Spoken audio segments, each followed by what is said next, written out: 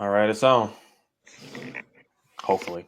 The only thing that I have to say up front is I remember being a child and just being able to think about being able to be live for people to be able to see was like magic. Whereas today I could do it with the cell phone. It's fascinating. Hang on one second here. Just loading her up. All right. Everything looks good. Yeah, we're live. Everything looks all right. So I'll start off saying my name is Mark Anthony Dubose Jr. and I got Mr. Robert Hynes here with me, and we're gonna just talk about dogs and things that I've learned from what Robert has taught me, and for Robert to continue to keep on talking about what it is that he's already been talking about this past 20 years or so, and trying to get it to be more mainstream may not be the word, but get people to be able to see the reality of what's going on and get away from the fakeness.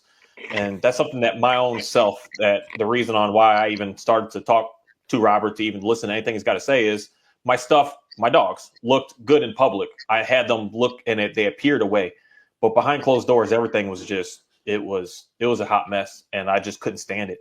And even though it looked good on leash outside, I was able to just, the best word I can use is manipulate it to look and be a way. It wasn't that way. And I wanted to learn how to be able to have what I would say is a good relationship with my dog, not one that is just only about me, but one that I'm working with each me and the dog. And it's something that has led me down this rabbit hole of realizing everything that I learned in dog training is not everything, but 99% of stuff that I learned goes completely against what it is that I'm looking for.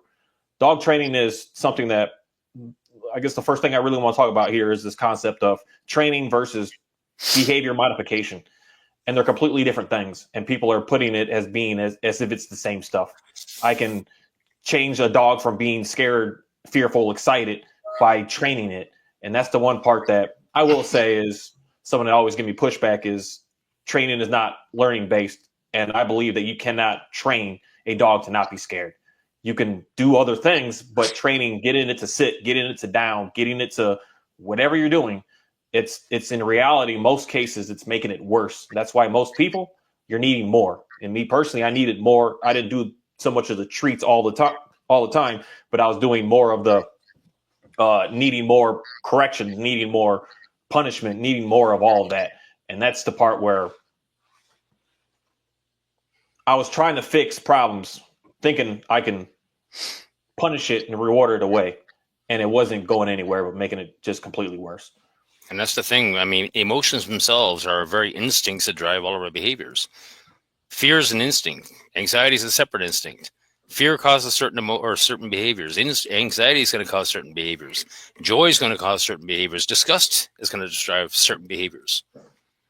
You can't fix the bloody behaviors. You need to understand you need to get the dog to self-manage their own emotions, their own instincts. And that's exactly what Skinner was doing in his private practice, or his human practice. I've written blogs on this, and I mean, I've gotten some good feedback about it. But the whole thing is, like, when he worked with angry children, angry animals, angry human animals, he put them on a token system, and in order for them to earn tokens, they had to learn to self-manage their own emotions. And once they started to control their own emotions, they had less and less anger outbursts, so they earned more tokens, and they used those secondary reinforcers, the actual tokens, to obtain the things that they wanted, the positive reinforcements. And that's how you domesticate animals. Yeah, because that's the biggest part of that concept of positive reinforcement. That's the one that I believe was the most difficult for me to understand. It comes down to the first video that I really saw of yours of giving a dog a treat as punishment. And it didn't quite make sense until I just started really, the best word I can use here is experimenting with that concept, as opposed to just saying it's stupid, that's not valid, but actually doing my own personal experiments and seeing, like, are these dogs actually getting better, or is it an illusion that they're getting better?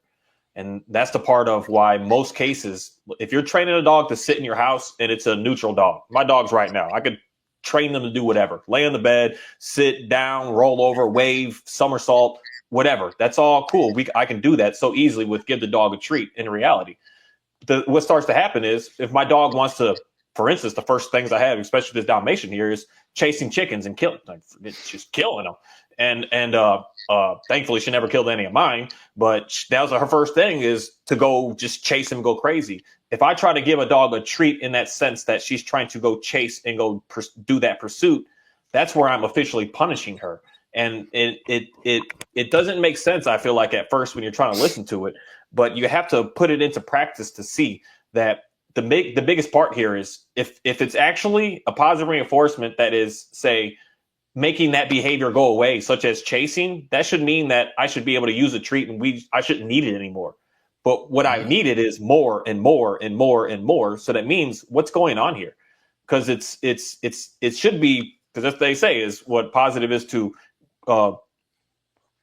change. I forgot the exact language with it, but I forgot the exact words they use it. But if I keep doing this, a likelihood that they're going to want to keep doing it is going to be greater. But I was realizing that the likelihood that it will get greater is she wants to chase more. She wanted to just pursue that more than look at the treat. She's like, I'll take the treat and chase.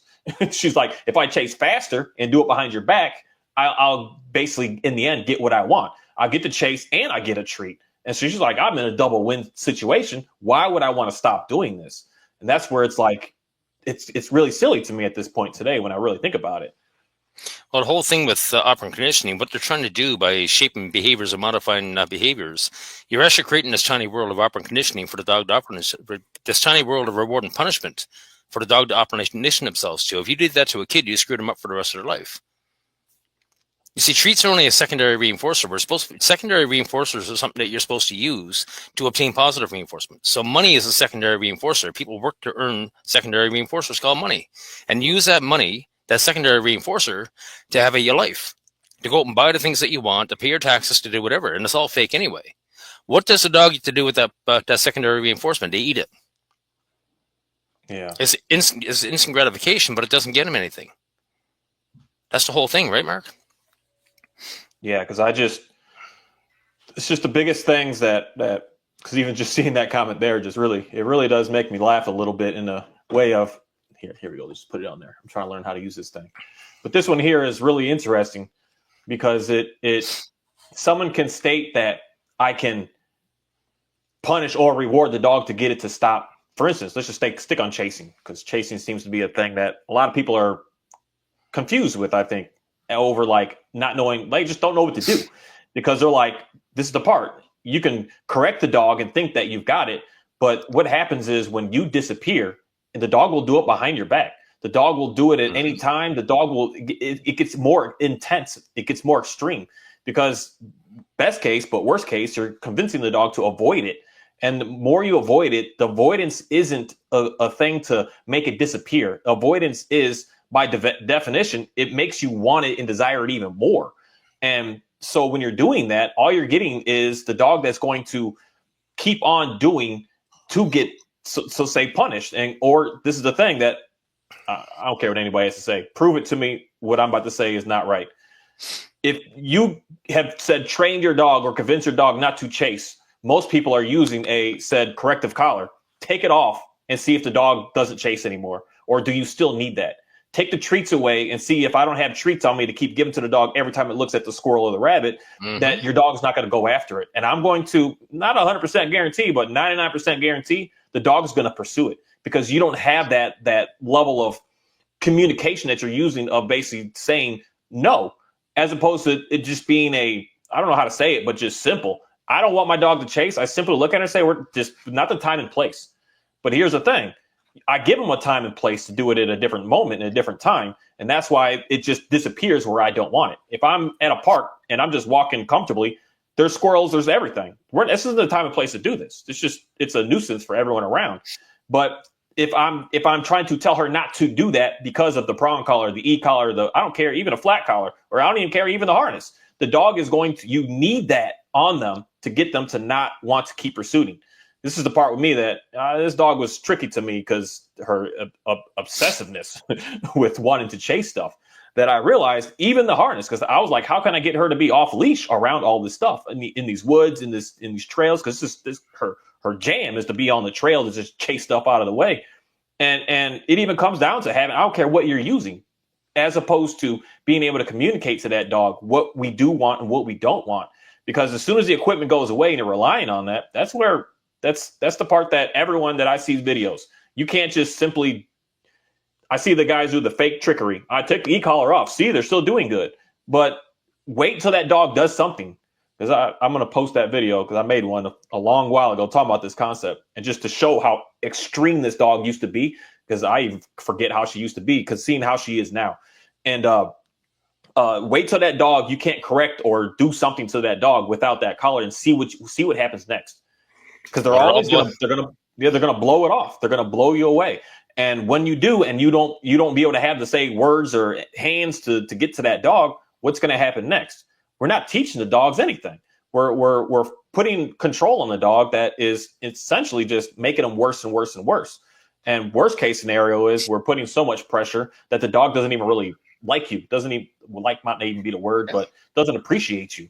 It's like it'll deal with you because you give it food, but as far as anything else, it wants nothing to do with you. And I've got a lot of experience with that my own self with my dogs, especially this one laying right here. He's never done this ever would he ever be near me. He's like, I'm gonna stay the heck away. But when it's food time, the dude's like, he's all on top of me. But any other time, this dude is nowhere around. He had zero desire. I had to have something. The leash, my slip leash, my prong, it was mainly the e-collar out here that made it. I thought I was living off leash freedom, but in reality, that off leash freedom was a control on him that it was damaging. It didn't allow him to be able to be.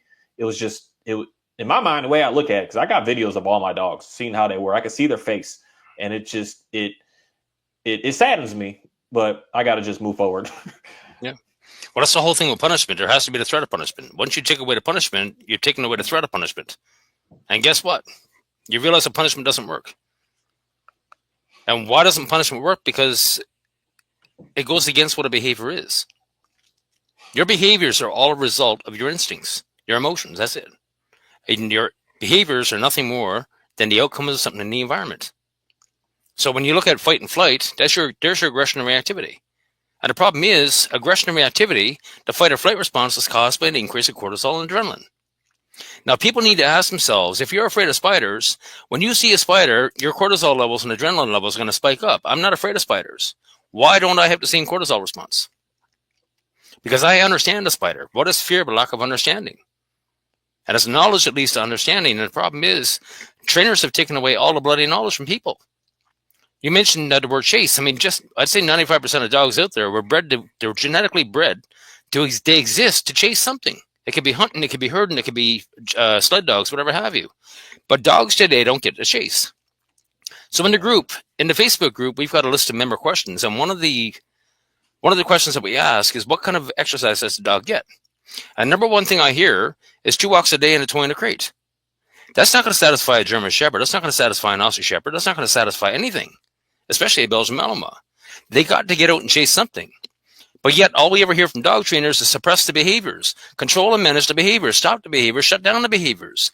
When you're controlling and suppressing your dog's very genetics, the dog is not genetically aggressive. The dog is showing aggression because you're suppressing the bloody dog's genetics. Let them get out and chase, and you'll see a different dog. Yeah, because the main thing is I can see why someone would be scared of that because they're nervous. Oh, my dog's going to chase. And, my biggest, I would say, fear of my dogs is I'm not worried about a dog fight. I'm worried about them getting hit by a car. That's it. I would say to me in my brain, that's a valid fear. I got a fear. I can't let my dog just take off because of that. But this is the thing. We have so much today that we can artificially do because our dogs today are not. They're bred to the point that most all dogs today don't have that same gene line as 100 years ago as like 18 hours a day work. So to actually satisfy them, we have so much artificial stuff to be able to give the dogs that it's like, it's okay to do that. Cause it's like dog training school for me. Don't ever let them chase. And that's why for me, it's taken me a while to like really showcase this lure course that I have because that was ingrained in me. If you let the dog chase, it's going to want to do it everywhere. And I'm like, that's not true. So I have a lure course, a kit that anyone can set up in their backyard, or you can go to a dog park, set it up. You can go wherever you want to go, set it up. I'm telling you, when your dog is hooked on that, they're not going to look and care about anything else. And let them just get out what they need to get out. That's the bond that I believe is like the most powerful with human and dog is that working relationship, not this play and a lot of dogs. Some dogs fetch, but it's a lot of that stuff is not really for the dog. Walking a dog around the block, that's not really for the dog. I mean, my boy Johnny here, a walk around the block isn't. In reality, he would start giving you pushback of like, what is this? He likes to run after a ball. He likes to move and chase stuff here and there, but just walking around the block is literally like, in my mind, it's almost like disrespect in a way to the dog of saying, this is what you think of me? Like this would you give me? I get all day to just go outside to do something, and all we do is just the same little routine right here. It's the dog is in prison, and the prison, you're able to get your 30 minutes a day in this little cell. You got 100-foot walls so you can see the ceiling, and that's what we're doing to them. And of course, the dog is going to want to give you attitude, but there's so much fake stuff that we can use. Here's the reality: human beings don't need dogs anymore. We don't have a reason to have a dog anymore. We don't have farms. Life is too convenient. We don't need dogs for hunting. They don't have a purpose. Now we're trying to force the dog to squeeze into our miserable little lives of convenience. That's the problem. And this is where dog training has taken over. And they're telling you, oh yeah, you can punish your dog into submission. But yet, if I treated my human friends the way dog trainers are telling people to treat their dogs, nobody would want to be anywhere near me. Yeah. But yet people are calling me crazy. The dog is essentially an animal, and what they've done is actually redefine the dog. And it's the whole thing with methodological behaviorism. As it metaphorically cuts the head off the dog. Dog trainers don't care about emotions or instincts. They could care less about the brain. It's all about behavior, shutting down behaviors. That's it. They've metaphorically sliced the head off the dog, and that's what Skinner talks about in the book. It's crazy. And then people are wondering why the dogs are bouncing off the brick walls. I mean, pit bulls got number one problem for pit bulls is mental stress. They got to get out and chase something. They got to get out and blow out the lines. Most pit bulls that I meet are running hot in the 6 and 7 all the time. They're running around like a freight train. They can't shut down. Yeah. You take that pit bull and put them on a flirt pole or get in a chase in an RC car, and I guarantee you're going to see a different dog. You let them run until there's nothing left. Let them get that chase out of their system, and you won't have a problem anymore. Yeah, because that's the part that I hear a lot from folks. It's like it's got nothing to do with like exercises. What do you say? Exercise is overrated in a way that it's not what's going to be able to bring you a calm dog. But in my personal experience, exercise is the start to be able to get to that calm dog. Because a lot of these dogs, because I've done this to many that I just, when someone calls me and they're like, this dog is like anxiety ridden, just pacing, just doing all this crazy madness, just can't settle. I'm like, let me take it for a run. So I take them for a run. Most of these dogs, they can't do no 3 miles with me. People think that these dogs can go. No. These dogs cannot run. They are not athletes like most people think they are. And I don't care. This is why someone can challenge me with your Belgian Malinois. I guarantee you I will outperform your dog, get your dog to the point that it's done in a week's time.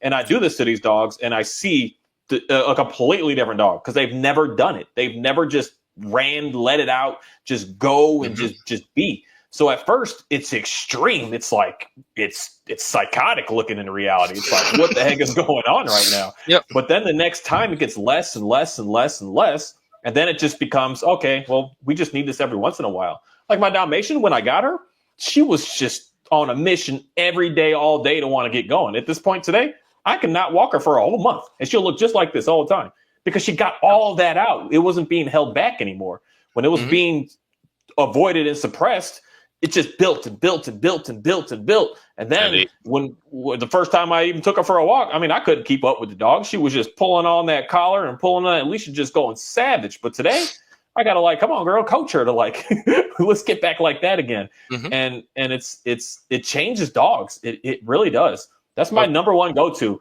instantly. I used to number one go-to was put my slip leash on that dog and sit. I said, sit, shut up. And it works. The dog will sit and shut up because it doesn't have a choice. But today I know it's short-lived because I didn't deal with the main, why are you anxious, buddy? Why are you like hardwired, buddy? It's not because you're lacking discipline, you're lacking obedience. That's got nothing to do with that. Obedience is I would say a thing that's going to be guaranteed to come to you from the dog wanting to submit to you once you're able to satisfy that dog's needs. That's the primary focus up front. And it's lovely because, like in my group, we tend to push flirt poles. I mean, flirt pole is the number one tool to save a pit bull life. Remote control cars. Like there's people down here that bring their cars to the dog parks, and the owners love it because the dogs chase the hell out of it. But Yeah. I'm watching owners; they got their dog chasing a remote control car out in a ball field or whatever have you. In 5 or 10 minutes, the dog is finished. They are completely exhausted, and they're going back to the car. I'm done. You know what? I'm satisfied. Yeah. I'm happy. And 'Cause a people are lot of starting these to dogs, realize, yeah, a lot of the dogs they're like the average human of today. Think about going for even running a 5K. That's a big defeat for a lot of people today right now. But to someone else, that's like, to me, that's like that's the warm up to get going. That's the start. And that's how the dogs also are. There's going to be some out there that can do a 50-mile run, but you don't have that dog. Like I'm almost guaranteed you don't have that dog. You have the dog that taking it and running it hard for literally 5 to 10 minutes is going to exhaust that dog. Because my border collie is he's a working animal, and I get him on that flare pole, and he gets this. I might work him a little too hard sometimes, but he's still somewhat young and real in shape. He's real athletic. 15 minutes, this boy's stumbling. You could see it in his eyes that he's just like literally I gotta sleep. He'll do that so hard to the point that he just falls asleep right away. And that's a tough, high energetic dog. and the biggest failure with dog trainers, and this is where the cash cow comes in. This is where dog trainers are making money.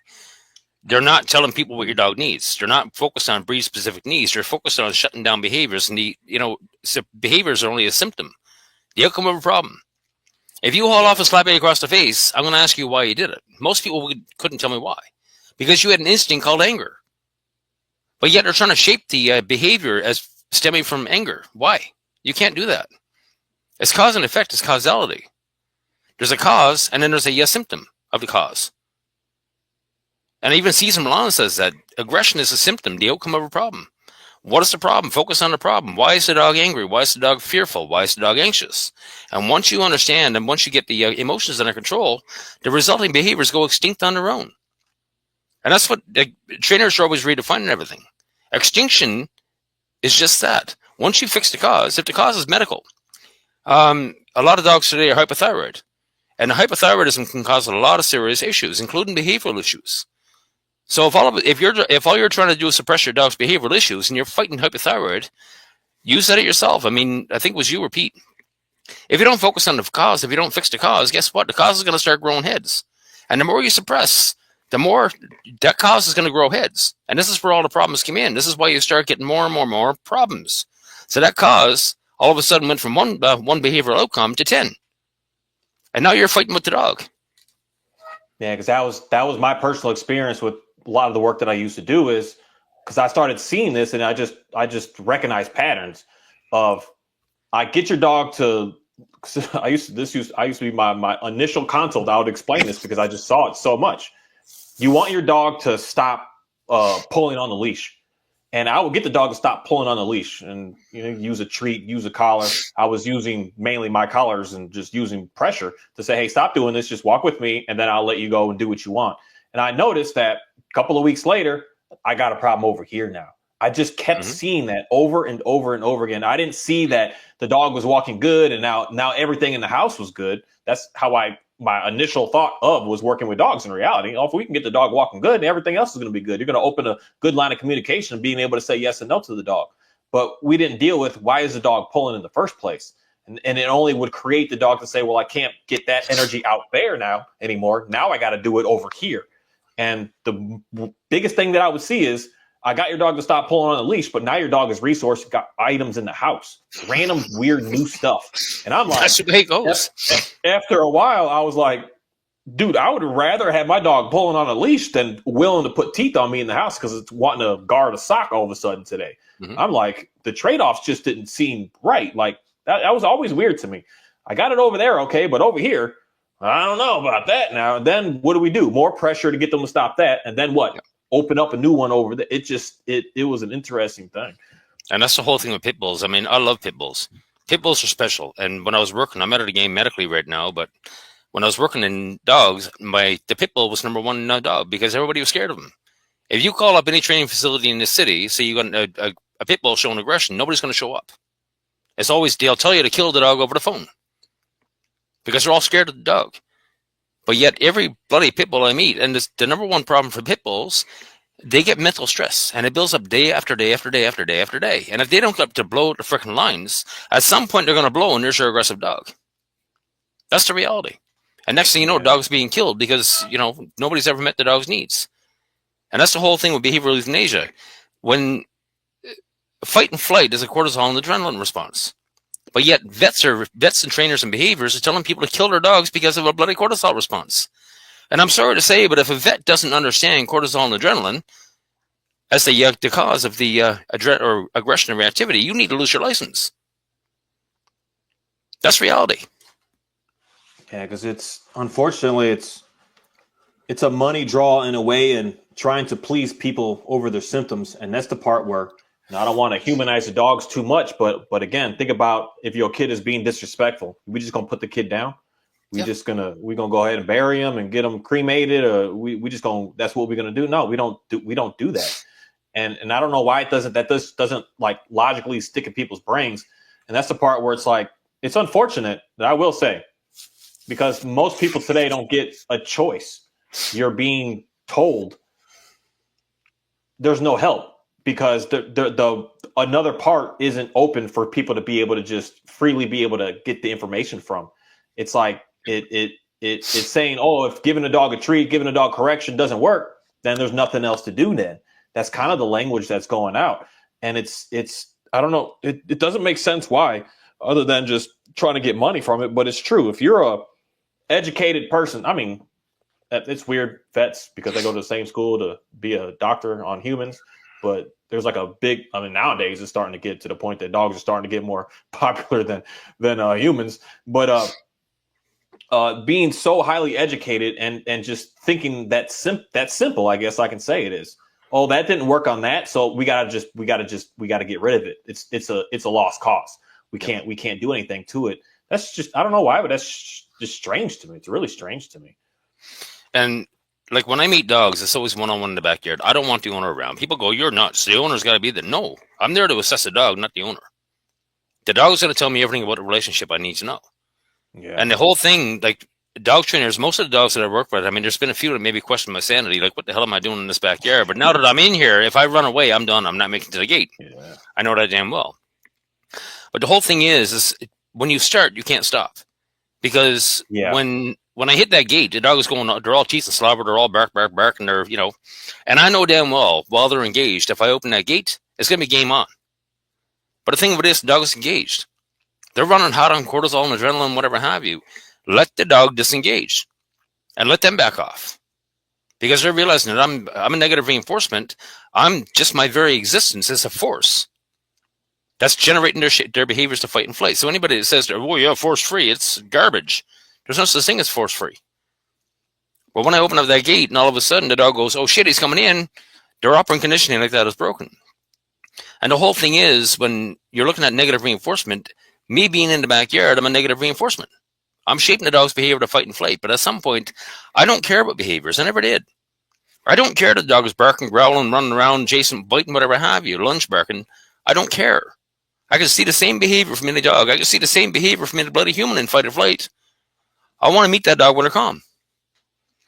They can only stay in that state for so long. At some point, they got to calm down. I want to meet the calm dog. How's that dog when they're calm? Right? Yeah. But yet trainers are always focused on shutting down the behaviors. They want the dog amped up. They need the dog amped up so they can put on this bravado bullshit show on YouTube. And the reality is, the trainers are scared of the dog. I have no fear of dogs. You have no fear of dogs, right? No, it doesn't mean sketchy, but I'm not. I don't know why I'm not nervous that a dog will bite me. I guess I could say. Yeah, but the thing of it is, it doesn't mean, like, I don't have any overall fear of dogs. It doesn't mean they can't scare me in a bloody moment. But let me tell you something. When a dog draws the hackles up in the back of my neck, that's when I know the bite's coming. Yeah. And that's my hackles going up. People go, "Oh, yeah, the dog's hackles is going up. The dog's aggressive." No.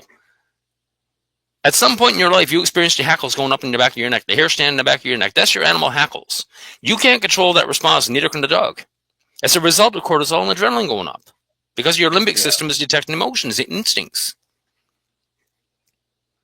Yeah, because that's crazy. I forgot, there was a video, I think you had an interview with someone talking about that. with the heckles on the dog, and I noticed that. And I mean, my Johnny and my Kahi do that, and I would always see Johnny do this. I mean, it's just crazy. I'm gonna post an old video from last year, July 5th of last year, because all this that I'm saying I saw in my dogs, and compared to today, Johnny and Shadow, my Pyrenees, they play together. Where in that video, I was tense. I was like, hey, get the heck away from him, because Johnny's hackles would go up, and I'm just thinking of it like something's about to happen. As opposed to now, I look at it, I'm just watching, and I'm like, he's not even in control of that. It's just happening, and it's happening because he doesn't know. He's unsure, and then the other dog is looking at him, and I'm getting hostile. So now I'm adding tension that there really isn't tension. Johnny was just unsure. When I let that go, his unsureness, he meets the dog, and they're like, hey, buddy, let's play, let's run. And it's like, I was like, I'm the one that's really, in reality, forcing him to be antisocial in reality. Because you're being a negative reinforcement, and negative reinforcement shape behaviors of fight and flight. But yet trainers turn around, they say negative reinforcement is punishment. No, it's not. Punishment is the applied negative reinforcement, the application of negative reinforcement. If I turn around and slap a child in the ass, that's the application of negative reinforcement. And it has to be followed up by the threat of punishment. If the threat of punishment is not there, guess what? The intent is in the mind. Psychology is a very study of the mind and behavior. Skinner didn't care about the mind. He didn't take away the mind. He didn't need the mind to shape behaviors. He didn't need the mind to create your behaviors. All he did was manipulate the environment. That's it. He wasn't shaping behaviors. He wasn't modifying behaviors. He was creating abnormally new behaviors in animals. That's it. Yeah, because just like, I'm going to show this. I just did a quick Google search before of just seeing this. Operant conditioning used in overcoming fear. And this is something that pretty much everyone should just, you struggling and you got this so-called fearful, not so-called, your dog is probably scared. All dogs are scared. All people are scared. We don't get to control what we're scared of. But it's an interesting thing here is just talking about the gradual exposing individuals to the feared thing while reinforcing a relaxation and coping mechanisms. And then the coping mechanisms is the part that really got me thinking, because then the coping mechanisms goes into all of this. And there's healthy ones and unhealthy ones. And the healthy ones are putting it all on the dog, on yourself, on your own. You have to figure out what to do. And then all the unhealthy ones are substance use, drugs, alcohol, avoidance, emotionally eating, using food, aggression, and self-harm. And then I go deeper into unhealthy coping mechanisms. And what is it, the consequences of it? And the consequences of it comes to what every dog that I see is. Relationships start to become difficult, and they become socially isolated. They start to get problems such as depression, anxiety, and addiction. And that's what we're doing to the dogs, is when we're trying to add in something as opposed to allowing the animal to figure it out on their own. They got to figure it out all on their own. And that's to say a healthy coping mechanism, as opposed to everything that basically dog training represents is an unhealthy coping mechanism, and it creates problems. That's why we can't get out of it. You have to keep doing it over and over and over again. And that's why you just can't get the treats gone. You just hit something on the head, because we're afraid of everything. Human beings are afraid of everything. We've just become indifferent to it. We've become neutral to it. This is the whole thing. The environment is full of negative reinforcements. If a child reaches out and touches the hot stove, the negative consequence of a burn is going to be immediately become a negative reinforcement that shapes the child's behavior to avoid the hot stove in the future. We're afraid of everything. And like when you look at when you're out in different environments and whatnot, every time you get out in a new environment, the dog needs to shape their operant conditioning to that environment. And if it's all positive, then it's not going to be a big deal. They're neutral to it. But if they all of a sudden come into something negative, then it's always going to be a negative. This is where positive reinforcement is basically turning negatives into positives. That's all it really is. And that's why I tell owners, try not to leave things on a negative note. Always try to make things positive. Yeah. Because a lot of the stuff that we do is that concept of the avoiding. And a good example on one of these is talking about a kid is scared of thunderstorms. And if the kid is scared of thunderstorms, put headphones on so you can't hear it. So he's learned, okay, that's going to make it go away. But the problem happens is, what happens if I don't have the headphones? Mm-hmm. It's going to only just the longer you keep doing that, at some point there's going to be an explosion. That's where the same concept with the treat or leash pressure. that you have to keep using that. You're not allowing the dog to be able to get through the issue. You're saying, look at this instead. Yeah. But the dog is still scared of that. It's just looking at this instead. So when you don't have this instead, we didn't get anywhere. You didn't do anything. That's why you got treats for the rest of your life. You go in that route, and you got a collar system for the rest of your life. And that's going to create an unhealthy relationship, and that's going to create distance. The way it works, when you meet something new in the environment, it makes you unsure, but it makes you scared. Your limbic system of your brain is going to detect the emotion called fear or anxiety. It's going to send a signal to your adrenal glands to increase the cortisol and adrenaline levels. And as a human being, you need to stand there and go, at some point, you need to calm down and go, okay, is this thing worth being afraid of? That's called a rationalization period. And if you can rationalize through that and make it a positive consequence instead of a negative, you're going to throw it in the positive consequence bucket and you become neutral to it. The problem is with dogs, when they go fight or flight, the trainers are telling you point blank, step in and intervene. Reward or punish the dog right away. Don't let them go through that rationalization period. And that's the very problem today. Dogs never become neutral. They never get to understand things. They never get to go, okay, you know what? That thing's not a big deal. Because dog trainers are telling you to step in and intervene in that process. In the face of a negative reinforcement, you have 3 options and only 3 options. You fight, you flight, or you become indifferent. And dog training is taking away that 3rd option. And that's the whole problem today. Yeah, because it's like what Dale would say. He's trying to interrupt that stinking thinking. You can't interrupt the stinking thinking. You got to let them think it through so that they can figure out what to do, as opposed to always just looking some other way, as opposed to just looking at it. Because it's something that, especially, I know a lot of y'all are struggling with your German Shepherds, and I get it, because most of the public are scared of them as well. So it's not just you're nervous, but you could see other people look at it like, that's a scary looking dog. They got a bad rep because of just movies and police and all this stuff that makes them look intense and crazy. But when the dogs have a natural desire to look. They like to see what's going on. They're like, hey, what is that? And they'll stare right at it. What's going on with that? Mm-hmm. And you got to allow them to just look at it to realize, okay, there's no threat. There's nothing to worry about. And then they'll be able to get through it and get past it. But most cases, what do we do? When a dog is looking at something, someone looks at your dog, you get nervous and you do something. You're like yanking, you're hey, please. You're interrupting the process that the dog needs to naturally go through to just be able to realize, oh, there's no problem here. And then made it a problem. Yeah. And to ice that cake, when owners are reactive, guess what? Your limbic system is all screwed up too, because it's sending signals to your brain to increase your cortisol and adrenaline levels. Dogs can smell that. Dogs know you inside and out. Dogs know you better, not better than you know you. All you are is a catalog of smells to a dog. When your cortisol and adrenaline levels are up, you stink of fear to the dog. How are they supposed to react? Yeah. This is where James French comes in. I love James French. Okay, he's not 100%, and he's using food and whatnot. But James's mission statement says, when an animal finds peace in your presence, they will come to trust you. Find your peace. Positive reinforcement. A state of calm is the biggest positive reinforcement that there is. No animal wants to live with stress and fear. And if you can find your peace, and this is exactly what's going on with you, I'm watching your videos more and more, you found your peace. Your dogs are coming out to check you out. They're coming, and I can actually see your dog smelling you. Is there any cortisol? Is there any adrenaline? Is there anything I got to worry about? Is he freaked out about anything? Nope. And then they're gone again. Yep. They're coming back and smelling you. Yeah, because I used to. It's kind of just about videos. Kind of some people might not get it in the sense that of where I am. They're like, oh, there's no distractions. There's no nothing. But my distractions are different than most people's distractions. My distractions is the real world environment, not a city, not a block. It's natural environment.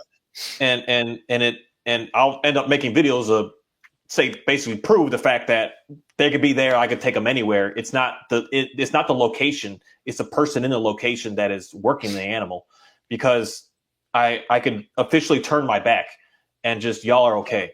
And I can see there's certain places I'm just like, I don't like it because I'm not in this world of my own. There's other people. So I don't want them to just randomly walk up to people. So I'm like, hey, just get out of that area over there. Just stay over here. But I don't need to focus on them. I can literally just focus on whatever I want.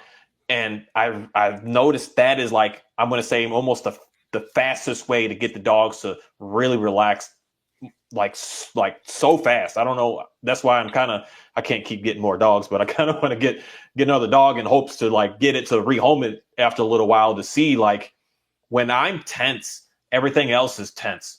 because I was tense with my Shepherd Kahi on walks, and it was making her be that way. When I started to just say, buddy, we're good. We're fine. I took it back. I said, get back on leash with me. There's no weird extra expectations. Just if you're nervous, let's get on the leash. Let's just walk and let's just move on. So I started to get back to just confident. Like, I know nothing sticky is going to happen here. And then I just noticed that everything just started transforming, changing in that moment. Because especially a lot of these dogs that are, because I never don't let them stare. I mean, there's a dog staring at him. Because unfortunately, like 90% plus dogs are hostile towards me. Because even yesterday, a little like Jack Russell thing was running right at Ophi, and she's like the most chill to social animal that I have on this property, and he's looking at her hostile, and Kahi like runs. He actually runs away. He's not tough like that, and she just looks at him like, dude, what's going on with you? But anytime like that, I just look at it, guys. It's okay to look at it to figure out what's going on here, because when you start to avoid it, that's what it creates. In reality, I've seen that lady with that dog many a times, and that's what she does every time. Look, we go in, get over here, do this, do this, and it's creating the dog to have more hostility, I guess I can say, as opposed to making it go away that people think that they're trying to do. Now, do you have a video you want to show? Because I'm going to sneak out for 2 minutes. I don't have not a 2-minute video, but a video, a regular video I made last year. I just never posted it. It's talking about the stuff that I talk about at this point now, but at that time it was like I was doubting myself, I guess I say, so I didn't post a video. Okay. Do you want to keep people busy for a minute? I'll be right back. Yeah, I could talk. Oh, yeah. You love to talk. You're good at that. I'll be right back.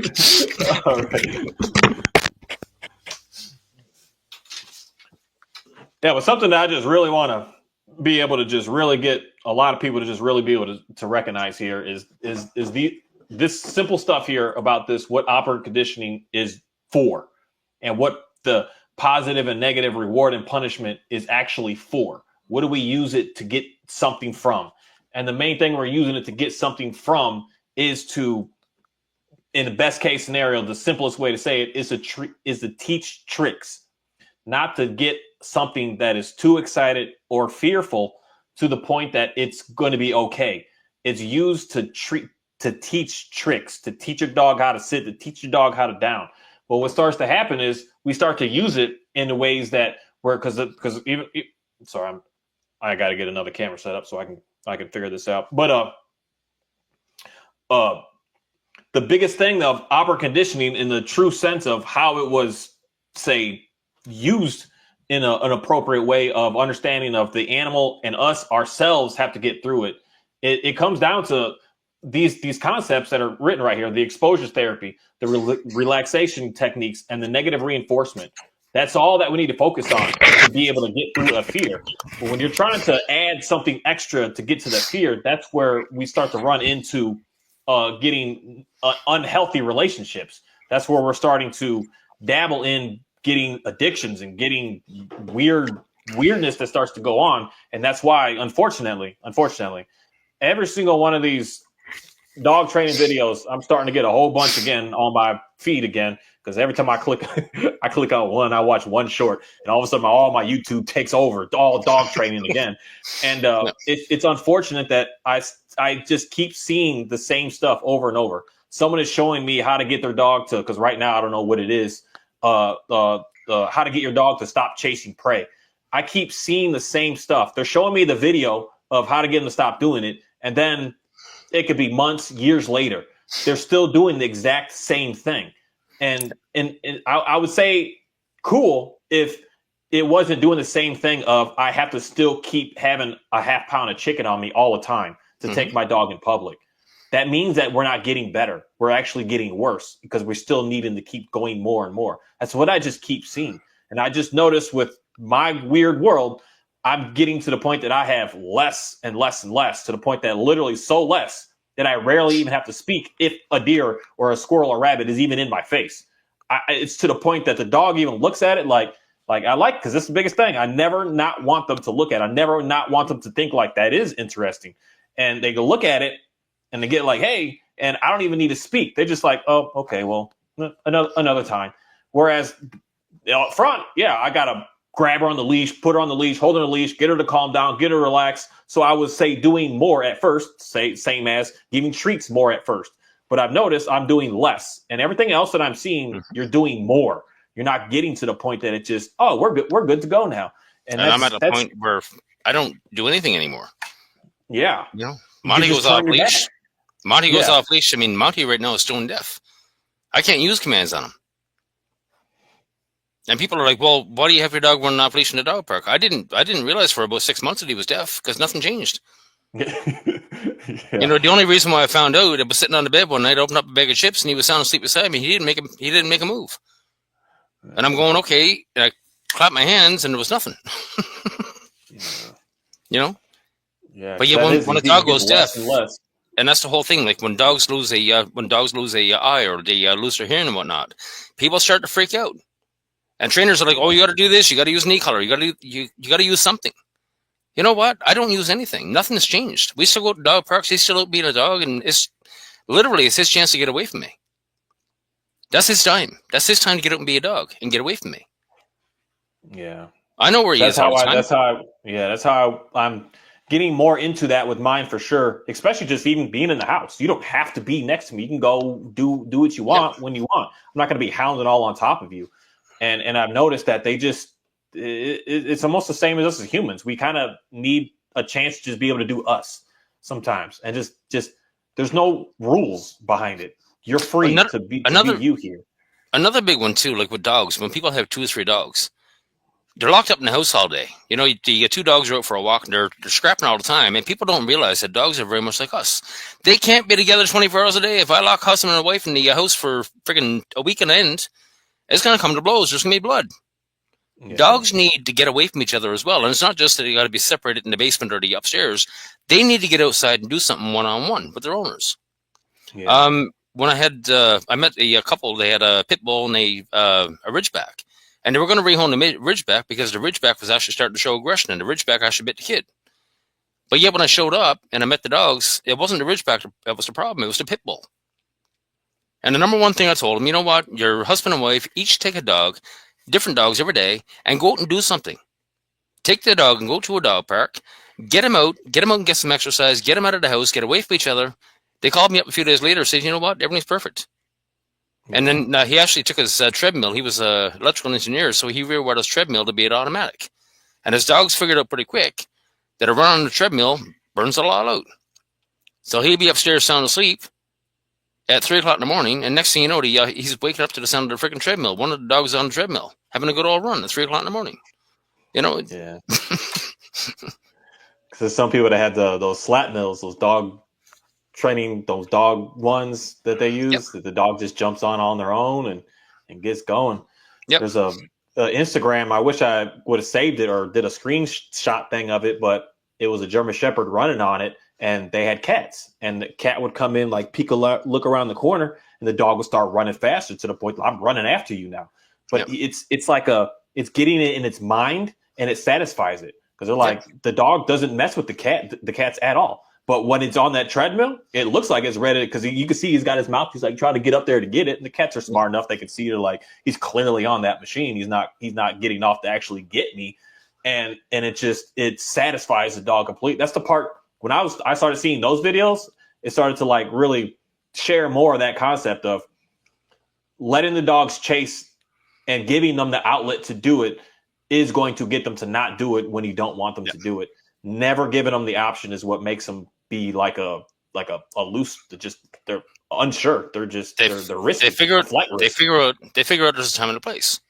Yeah, you know, there's a time and a place. When Monty goes to a dog park or when he's off leash in some wilderness area, that's his time and a place to get out and be a min pin. He's a miniature pincher. He's going to chase squirrels and mice, and I actually encourage it. So if we're out in the dog park, I'll step into the woods, start flipping logs. Oh, there's a mouse, and he's gone. He's chasing it. I encourage it. But yet I can take him downtown core, take the leash off, and he's not going to chase everything because he knows that there's a time and a place for it. And you mentioned something else too. Like what's really missing today is that working relationship between man and animal. You know, when you're on a flirt pole, you're actually engaged in your dog. It's a working relationship. They're doing something for you. They understand what you want. And the whole thing with positive reinforcement is all about the animal's desires, their wants, their needs, and everything else, and their desire to be safe. So people try to flirt pull once and say, oh, the dog didn't like it. Well, shake it up a little bit. The whole thing with positive reinforcement is trying to find things that your dog wants to do. But people give up too early, and you said that yourself. Yeah, I mean, my Dalmatian, she didn't care about the because I was like hoping that she would be cool with that because it was an easier way to get her to chase. But then I was like, hopefully I can get her to do it because my border collie likes to chase, and he's sitting there chasing and going, and she's just looking from the sidelines like, that's stupid. What you doing over there? Like, there's chickens over here. Let's go chase them in the field. So I had to keep trying, and the thing I found was a squirrel's tail. Put that on there. I whipped it in her nose, and she's like, whoa, what is that? And then I instantly, as soon as she would take off at it, done with the tail, right to the bag, and the bag all day long now. I mean, I can even, because I'm trying to use it to get her to pull harder on the harness, that I'm using that sound as a cue to like, let's go get it. Because she gets back in mission, like, where's it at? Where's it at? Where's it at? So that she could just run and run and run. But something that I do notice that, because I play with my dogs, but I don't have, I guess the words I could use is expectations. And I think that that's where a lot of people are messing up with, like, even say like a flirt pull or tug or all these things. You're trying to like layer in corrections with obedience with something that we should just be, having fun may not be the word, but just something that we're just working on together. Like, let's work on this together and let's enjoy this together. Let's not worry about, oh, you didn't sit right, you didn't wait right. Like, let's get going. Let's get this moving. And then when the dog is finally tired, hey, you want to sit, you want to relax, you want something, but in the middle of it, just do what you got to do. Allow the dog to have a good time. Yeah. Well, the question is how did we get here? How did we get to the situation in the first place where dogs are all, we got millions of dogs that have to be killed behaviorally? The thing that people don't realize, I've been watching this game, I've been in this game for 15, 20 years, and I've been watching the social media aspects of it. 20 years ago, e-collars, prongs, crates, muzzles, and treats were a tool of last resort. Use it, train the dog, and get rid of it. Now they're a training tool, but yet these trainers are still out there calling them training devices. If they were actually training devices, you wouldn't need that tool for the life of the dog. It wouldn't be an insurance policy. But here we are 20 years later, and it's all just an insurance policy. Always leave it on. Always have a treat bag on. Always leave the prong collar on. Always leave the e-collar on. And the whole thing is, people don't realize, people say that what I'm pushing is such a new idea, a great new idea. No, I'm trying to rewind 20 years before dog training took over. Because what dog training is today is actually all IGP in disguise. What is IGP? Most people have no idea. When they're trying to teach obedience, they're teaching their dog IGP, and they haven't got a clue what they're doing. So we got a bunch of dogs that are right now that are trying to force to be obedient. We got a bunch of dogs that are on leash and they become power sniffers. And we got a bunch of dogs that are trying to protect their owner. And what is IGP but the dog training sport of obedience, tracking, and protection? Yeah. That's all it is. And all of the treats, the e-collars, the prongs, the crates, the muzzles, and everything else to go along with it are all tools of IGP that don't belong in the home. That's the reality. And it's people like Robert Cabral, Larry Crone, and others that actually created this mess they started 20 years ago. Because dog trainers themselves, a real dog trainer should be teaching dogs to do specific things. But how many people want their dog trained to do specific things? Not too freaking many, so there's no money in it. How many dog owners want a drug sniffing dog? How many dog owners want a hunting dog? They just want a dog they can take anywhere. But that's the whole thing. Now we got IGP trainers, which is all based on Conrad Most, and he's the father of Schutzhund. And that's what they dragged into the family home. IGP is not popular in North America. Okay? That's the reality. Nobody and very few people in North America want a dog trained specifically for something. But yet they turned around, they dragged IGP into the behavior ring. And now here we are. And I made a post to the group today, and we talked about the experts before. Everybody's a bloody expert. Okay? Yeah. And when I post this, I'm going to post a link to Robert Cabral's channel. Because everybody's listening to the experts, but I'm telling people, I'm asking people point blank, what if the experts are wrong? What if the experts are lying to you? And if I could prove to you that one expert is lying to you, would you start questioning the rest of them? And the whole thing is, it all revolves around Robert Cabral. He did a video where he's calling himself a behavioral expert in the field for 20 years. But yet when Glock 32 got him to respond and answer the question of what is a behavior, he botched it. He didn't know how to respond to it. That's the whole reality. These people cannot define the word behavior, but yet they're lining up to tell you to kill your dog behaviorally. And it's all IGP dog training, every bit of it. You got Larry Crone over there bragging on Facebook how he's been manipulating pet dog training industry for years to see the genius of IGP. Just use our tools to shut it all down. Zach George doing the same thing. Zach George is IGP. But yet they're all shut down behaviors, stop the behaviors. IGP, balance training, and positive reinforcement. It's all about shutting down the behaviors, stop the behaviors. Yeah. Because they don't understand what a behavior is. That's like day one of dog stuff. We got our dogs. If it's this, don't stop it, sit, nothing. Like, that's instant. Don't worry about who the dog is. And the crazy part is every bit of science flies in the face of dog training. Every bit of science tells you point blank you shouldn't be using treats and everything else to train your dog. That's the reality. But yet people, like you said in your video, people will not read the fucking books. No. They listen to people's interpretation of it. They listen to all about Skinner.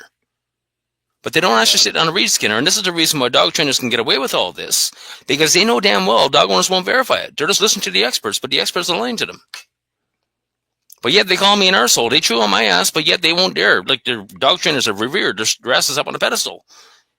And I don't see a whole lot of people asking questions of Robert Cabral or Larry Crone or anybody else. It's crazy. But yet they'll come over and chew on my ass. Not a problem at all.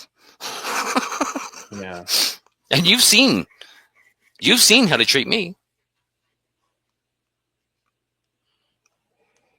Yeah, because that's an interesting comment there. I don't want a prison guard dog to my dog, and it's we're creating these dogs to be alert, ready to attack, ready to fight. Because those are dogs that I personally see when I go for a walk, and I don't really like making videos of just seeing where I go, seeing how these dogs are, because it's kind of, I don't know, they struggling, and it's weird. But I do see dogs that are wanting to attack, and we're teaching it to figure out how to be able to do that better and more efficiently, and be scared and be scared, be nervous, be suspicious. IGP is a sport of dog training for obedience, tracking, and protection, and that's exactly what people are doing in their home. When you got your dog on a leash and they're dragging you down the street and they're power sniffing, they're tracking. And when they're protecting you, they're a protection dog. This is the obedience, tracking, and protection. It's all IGP in disguise, and it needs to stop. People need to start firing these dog trainers. Get them out of your home. They don't belong. The only one that can fix the relationship with the dog is the dog owner. But you don't understand. All of your knowledge and power has been taken away from you. But all we ever hear is hire a trainer. It's interesting. I had to talk with Rosie Scansos, and she had mentioned something in I don't know if it was the original consult we did or the follow up. But she asked a question about, how the hell did I get on this dog training in the first place? Well, what happened is she got on Google. Google is very much lying to you about operant conditioning and positive reinforcement and everything else. And she's saying, okay, well, how do I deal with these behaviors? Well, dog training. That's all it is. Mm-hmm. And then next thing you know, you're heading into a dog training. And dog owners themselves, I'm sorry, dog owners, but you're becoming narcissistic to your dog. When you're in control of management, you are a bloody narcissist to your dog.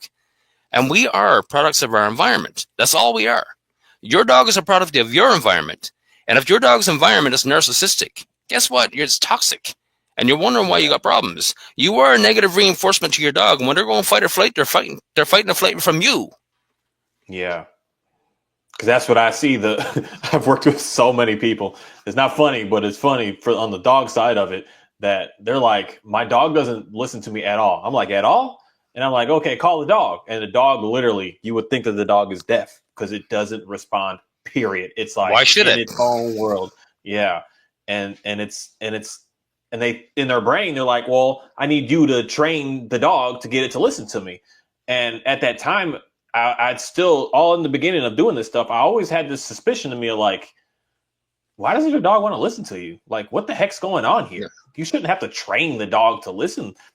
Like, I'm talking in the house. Like, we're in the home. We're not even at a park somewhere where the dog is wanting to go engage and play with other stuff. But literally on the other side of the house, you call the dog, and the dog is just like, I don't want nothing to do with that.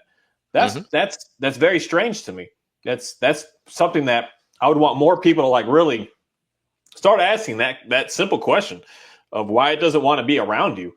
And in my mind, it is because you are that negative to that dog. So that dog has to do what it has to stay in its positive and to stay the heck away from you, because you're going to do something evil to it. but it's hard because even like earlier I was saying, I watch one video on dog training on my phone on the YouTube, and it's like it's a plague. It consumes everything on there, and this is the part with me that I get it. It's marketing and all this, but especially on the treat based stuff, I'm just gonna straight up say it how it is, how I see it.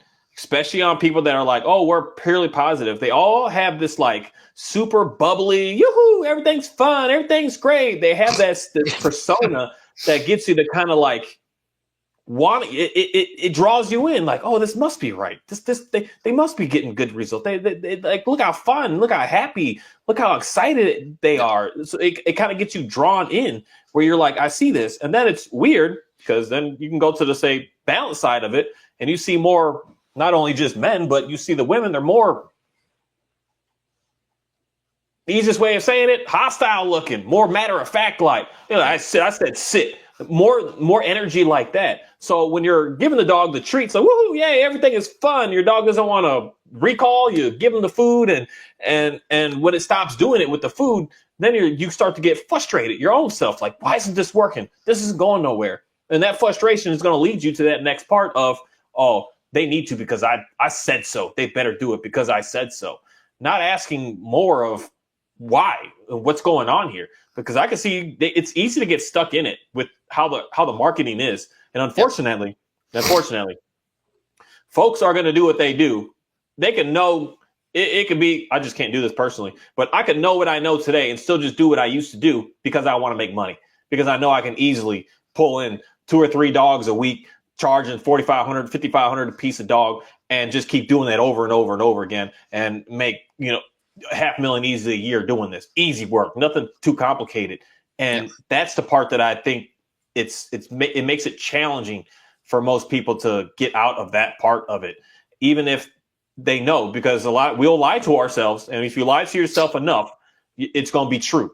You can lie to yourself. I'm doing good. Everything is fine. Everything is all right. And then one day that's your truth. And now you're on YouTube, got these courses, got this stuff, even though like maybe 1% of your people are actually getting somewhere. Everyone else is constantly calling you saying, hey, I got this now. Hey, I got this. Hey, I got that. Hey, it's just constant. It just keeps going. But you just ignore it and say, because the biggest thing in dog training, well, it was your fault. You didn't keep up with this. You didn't keep up with this. You didn't do this. And the blame goes straight to you and they didn't do anything wrong. And it just keeps you in that loop of needing just more and more and more. And you just don't get out of it.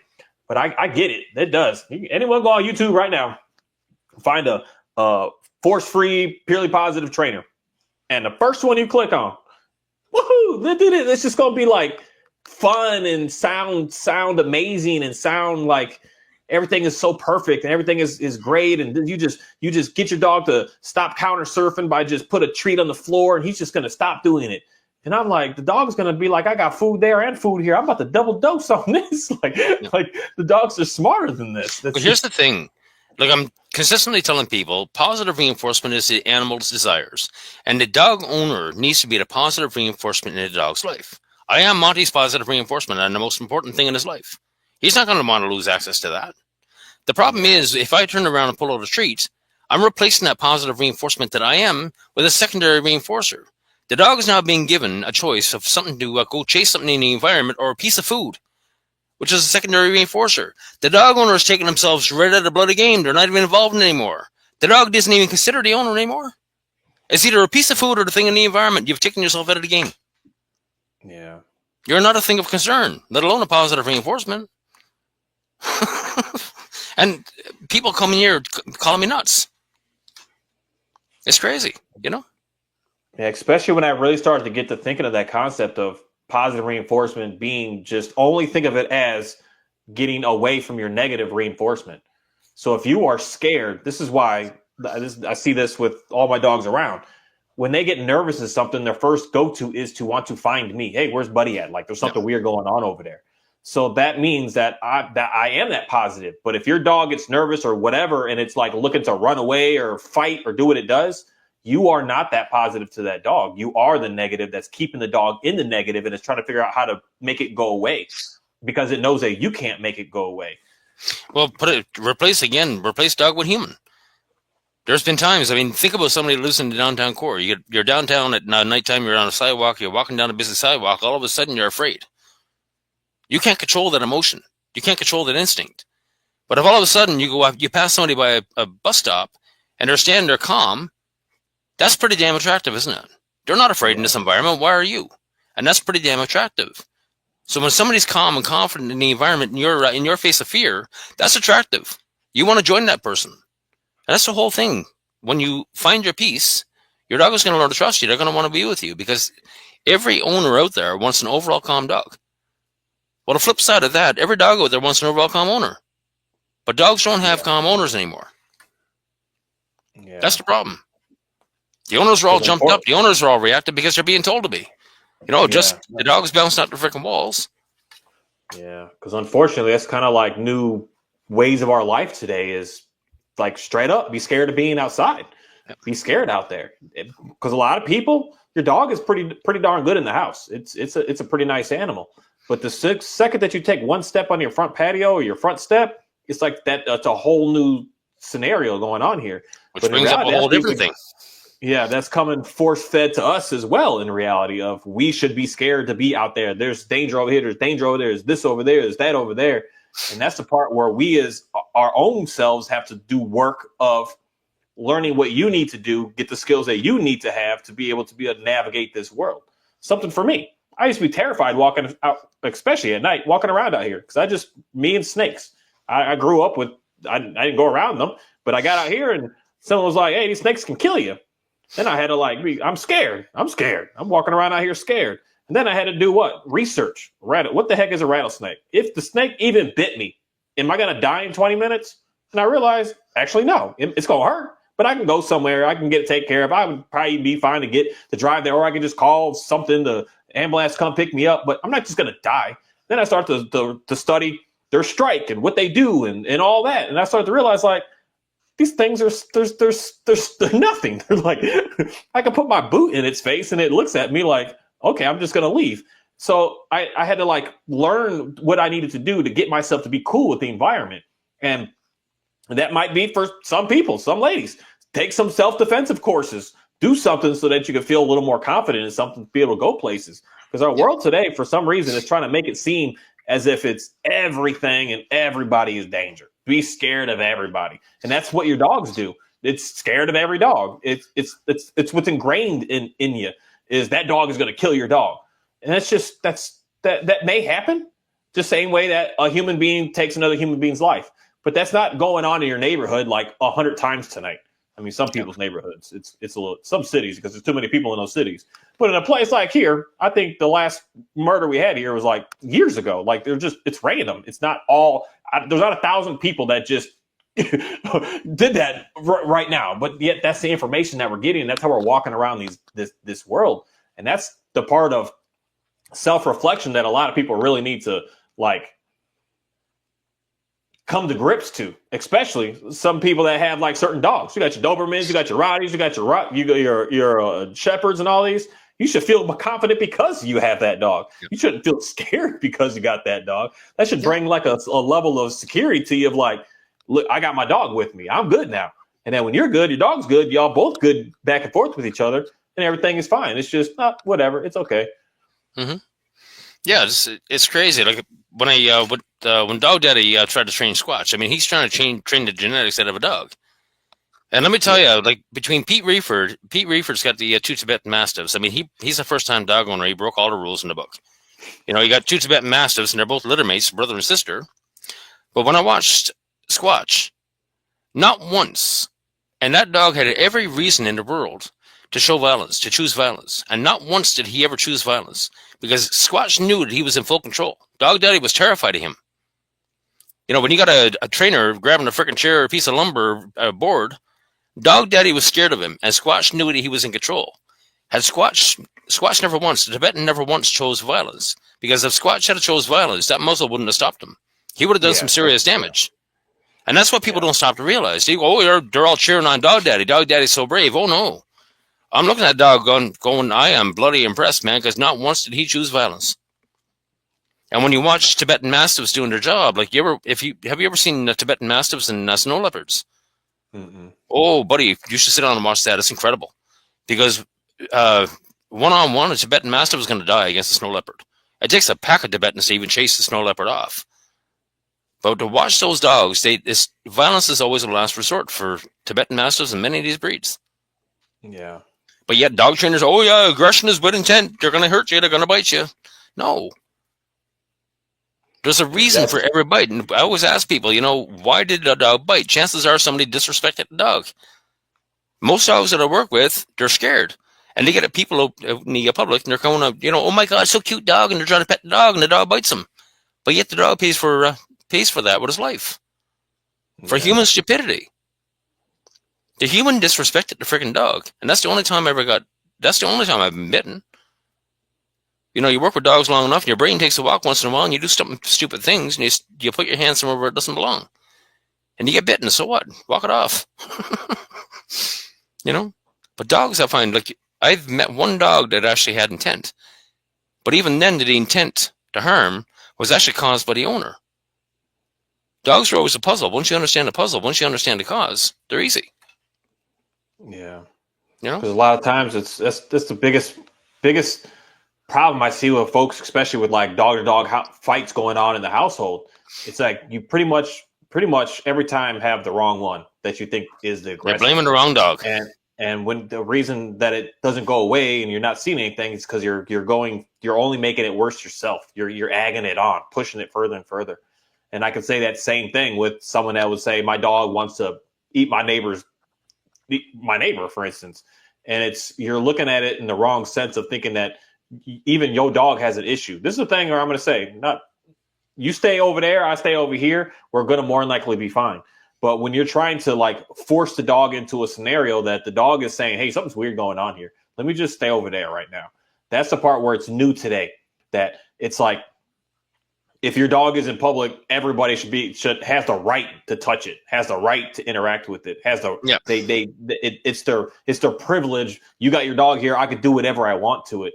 And that's something that needs to get out of people's minds like ASAP. Yep. Understand, because like 20 years ago, if the dog bit the kid, you're gonna blame the kid. Exactly. Why are you messing with the dog for? But today, exactly, put the dog down. Yeah, and it another thing that a lot of people I know would state on that is it did it once, it's going to keep doing it over and over and over again. That's just not true. Oh yeah, aggression is for life. That kills me. Yeah. But you see, you and I are in the same boat right now. Like for me, again, getting back into trauma bonding, owners are trauma bonded to the dog and the dog's trauma bonded to the owner. And for dog owners that are watching, understand something very carefully. I know how easy it would be for me to walk into somebody's house. I've had dog owners that are so scared of their own dog that are crying on my shoulder. And I know how damn easy it would be to prey on that fear that dog owner has to sell them thousands of dollars worth of training packages. And I can't do that because I need to sleep at night with a clear conscience. Anybody that can turn around and walk into a human being's house, a dog owner's house, and start selling them dog training based on the fears, I got a serious problem with that. I got a serious, serious problem with that. And that's exactly what dog trainers are doing.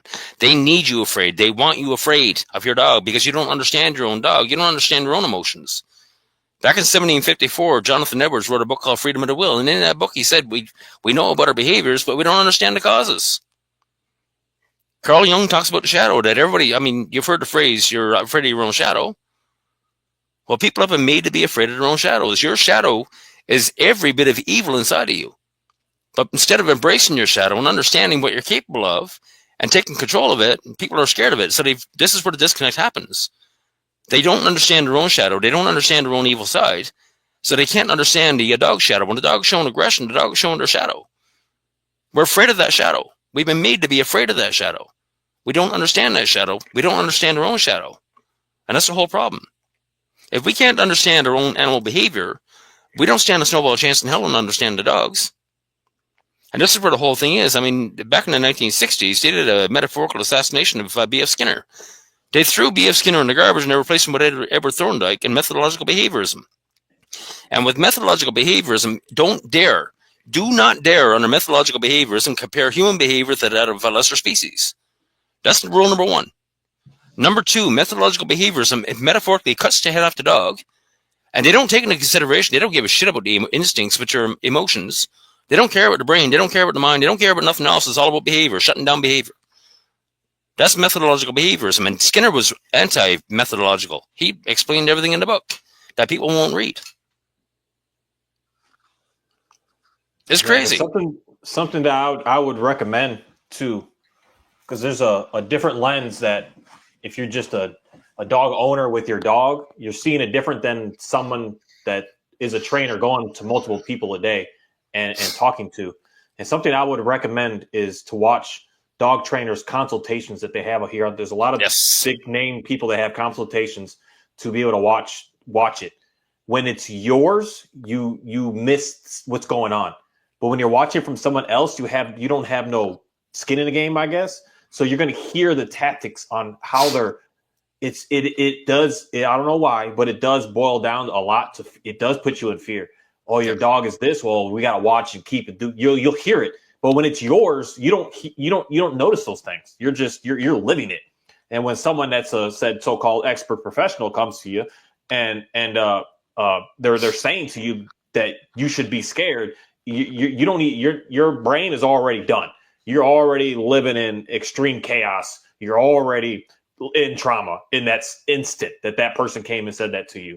That's why I would recommend to watch. Don't worry about watching no dog training videos, but watch dog trainer consultations and how they talk to people. And you'll hear it and you'll see it in the owner. You'll watch them show up and look pretty like relaxed and pretty good. And throughout those interviews, you'll see how that person starts to get this like this response of I got to do something or else. And what do we do to the dogs? We start to put that on the dog. You better not do this or else. And then we're both living in a trauma-filled lands that we're both trying to escape each other. And that's where you start to look at your dog in a way even of like, I don't really like it anymore. And the biggest thing is, why did you even get the dog in the first place? Get back to that. Let me take that a step further, because people watching YouTube I got a great example of that. When I'm in the backyard with a dog, like when I worked with Ranger, the bulldog, Ranger was a freaking mess. Mentally, that dog was a mess. And I wear a GoPro. So I got a chest mount GoPros right here, a foot below my face. So when the owners are watching my GoPro video, they're actually watching everything from my perspective, from my point of view. So when the owner was in the house, like the owners are in the house, they can record through the window. She was in the kitchen window watching me working with her dog. She's watching YouTube at that point. Okay? When she's through the window, looking through the window, what's going on? She's watching YouTube. As when she sat down and watched my video from my GoPro, from my perspective, she sat down and she cried because all of a sudden she realized just how bad her dog was. Just from a different perspective. And that's why I record for dog owners. When I have their dog out when I take a person's dog out of the backyard, we're out of sight. And I keep recording for one specific reason, so that the dog owners can watch that I'm not taking their dog around the corner and beating it into submission or shocking it or pronging it. They can watch every step of the way. And this is how you build trust. This is the only way to build trust. And that's the whole thing. And the dog owner's video, like it's part of the service that I offered. You get the video. It's yours. You can do whatever you want with it. You want to stick it on YouTube and share the hell out of it, go for it. And a lot of them don't want me to put the video up because their dog is known. So I've got a lot of great footage that I can't actually show, which is a shame, but you know what? I get it. But the ones that actually allow me to set these videos public, it's a great service because you can actually see these dogs aren't bloody aggressive. The dogs that I'm working with are heading for bloody euthanasia. I'm the last chance. But yet I'm walking in the yard and they're running away from me. They're not trying to attack me. Yeah. And you can see it right on video. And owners I can't tell you how many owners have come after the fact. They were begging me not to go in the backyard because they figured for sure, like Cooper's owners thought he was going to eat me. Cooper's owners really thought he would kill me. But yet within the hour, the entire family's in the backyard. Monty's there. Everything's cool. And within a half an hour of the dog park, Cooper's off leash. And the owner actually... The husband actually said something to me that I've never heard before. He said, he said, I found it so ridiculous that I paid somebody to break into my backyard, but I'm so glad I did. 2 hours, that's it. Within an hour and a half, the dog was off leash in the dog park, and the owner's like, holy crap. But all I did was show them that their dog is capable when the dog is calm. When your dog is calm, they're fully capable of making choices. They're capable of making the right decisions. But this is the whole thing. We need to get the dog into a calm state. What does it take to get the dog calm? Everybody wants an overall calm dog. What does it take to get overall calm? But that's what trainers are not pushing. They want the dog in an amped up state, because when the dog is in an amped up state, that's where your behaviors are. It's an uncalm dog. And that's where they start focusing on making money. And that's where it's like reward and punishment go completely to the opposite of that. Yes. Because reward gets your dog excited and punishment gets your dog more fearful. So you're never in that middle stance that you're trying to get to. You're pushing two sides of it. And yeah, they're telling you. Yeah. They're telling you to take all that excitement and redirect it to a treat, redirect it to a toy, redirect that excitement to more excitement. Yeah. No, redirect it to a flip roll, redirect it to an RC car. And people are wondering, like, the dog is all amped up and excited in the house. And when people come in, the dog is trying to eat the people coming in, but yet there's toys everywhere. There's sniff mats and lick mats and Kongs, and get rid of all that stuff. If you want calm in the house, get rid of all the shit that's in the house. If you want to get excited, get out in the backyard. Let's go to a dog park. Let's do something else. Inside the house should be calm. If you want inside the house to be calm, get rid of all the excitement.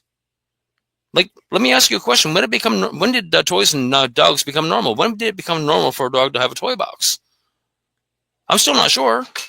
Yeah, that to me still, it's just weird. I don't like ever think of, I like this toy. I just don't do that. I go to the meat section and I'm like, I like that bone right there. I go pick this bone up so my dog can chew on it. That's so normal to me. Yep. But almost every house I've ever been in, they've got like a dozen or more type little toys, squeaky things, and it's all excitement. And yeah, and they always he really likes this one, and they got to go fish it from under the couch. And I'm just like, if you really liked it, why'd the dog hide it? like you're forcing the dog to like it in reality, and the dog will like play and entertain with it to make you feel good for a moment. But then he's kind of like, dude, just get off me right now. Let's just relax. Let's relax down some. The whole thing is like people need to realize that your dog can only meet their needs with the resources that they have. So if you're not providing the appropriate resources, if all you're giving your bloody German Shepherd or your Aussie Shepherd or your Belgian Malinois 2 walks a day in the toy in a crate, there's a reason why they're eating your underwear and digging up the backyard and destroying the couch. Because they're bored, they're frustrated, they need something to do. You need to provide those resources that they need. Let them get that shit out of their system. I'll be back in 2 minutes. Keep the people busy. I'll be back in 2 minutes.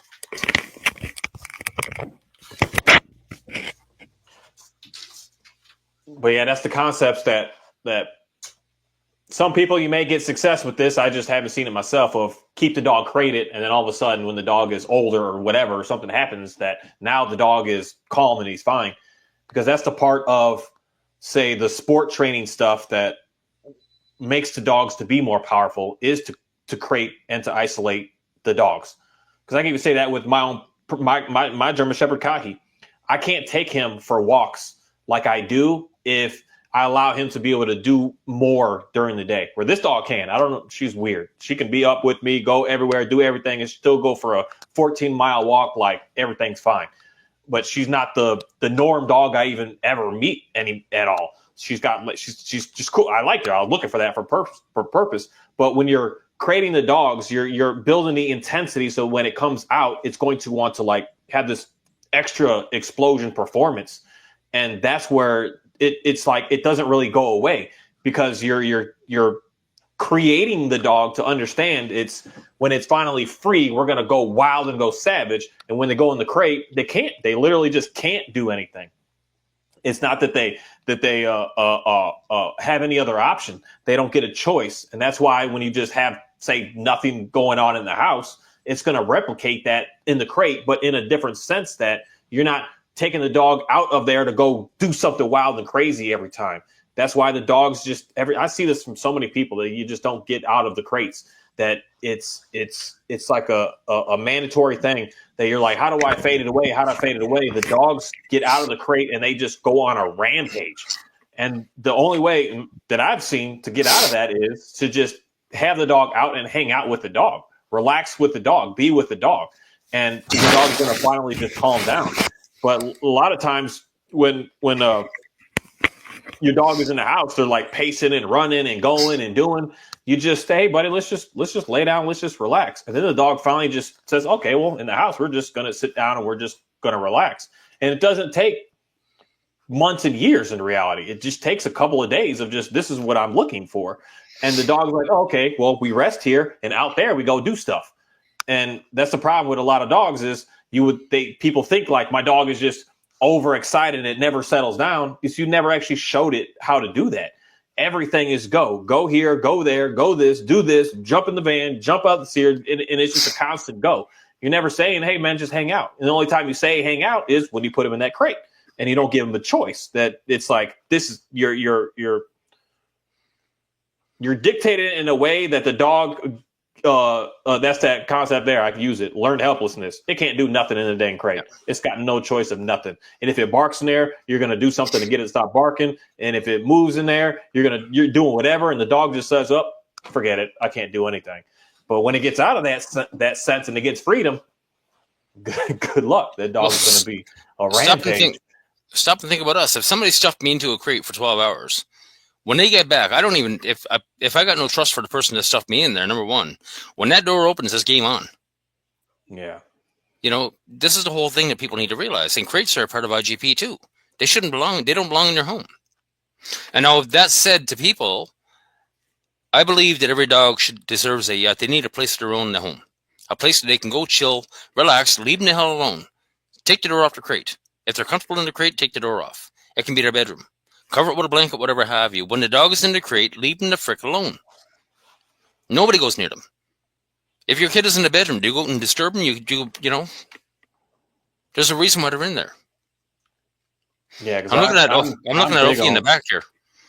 And she's sitting here chewing on her tail. She's just chilled right out, Yeah, but something that I would definitely recommend for folks. I know it was hard for me, so I get it. When your dog, so for instance, you're hanging out and relaxing in your living room. Your dog gets up and it decides to go in the bedroom. Just let them go. Just let them go. Just let them have their little piece, their little time. Yep. Don't get up and go look at them and like, you okay in here? Because as soon as you do that, you get up, you look at them. Of course, what do you think they're going to do? They're going to try to come back to you. But if you just let them have that little, I just want to rest. Let me just hang out.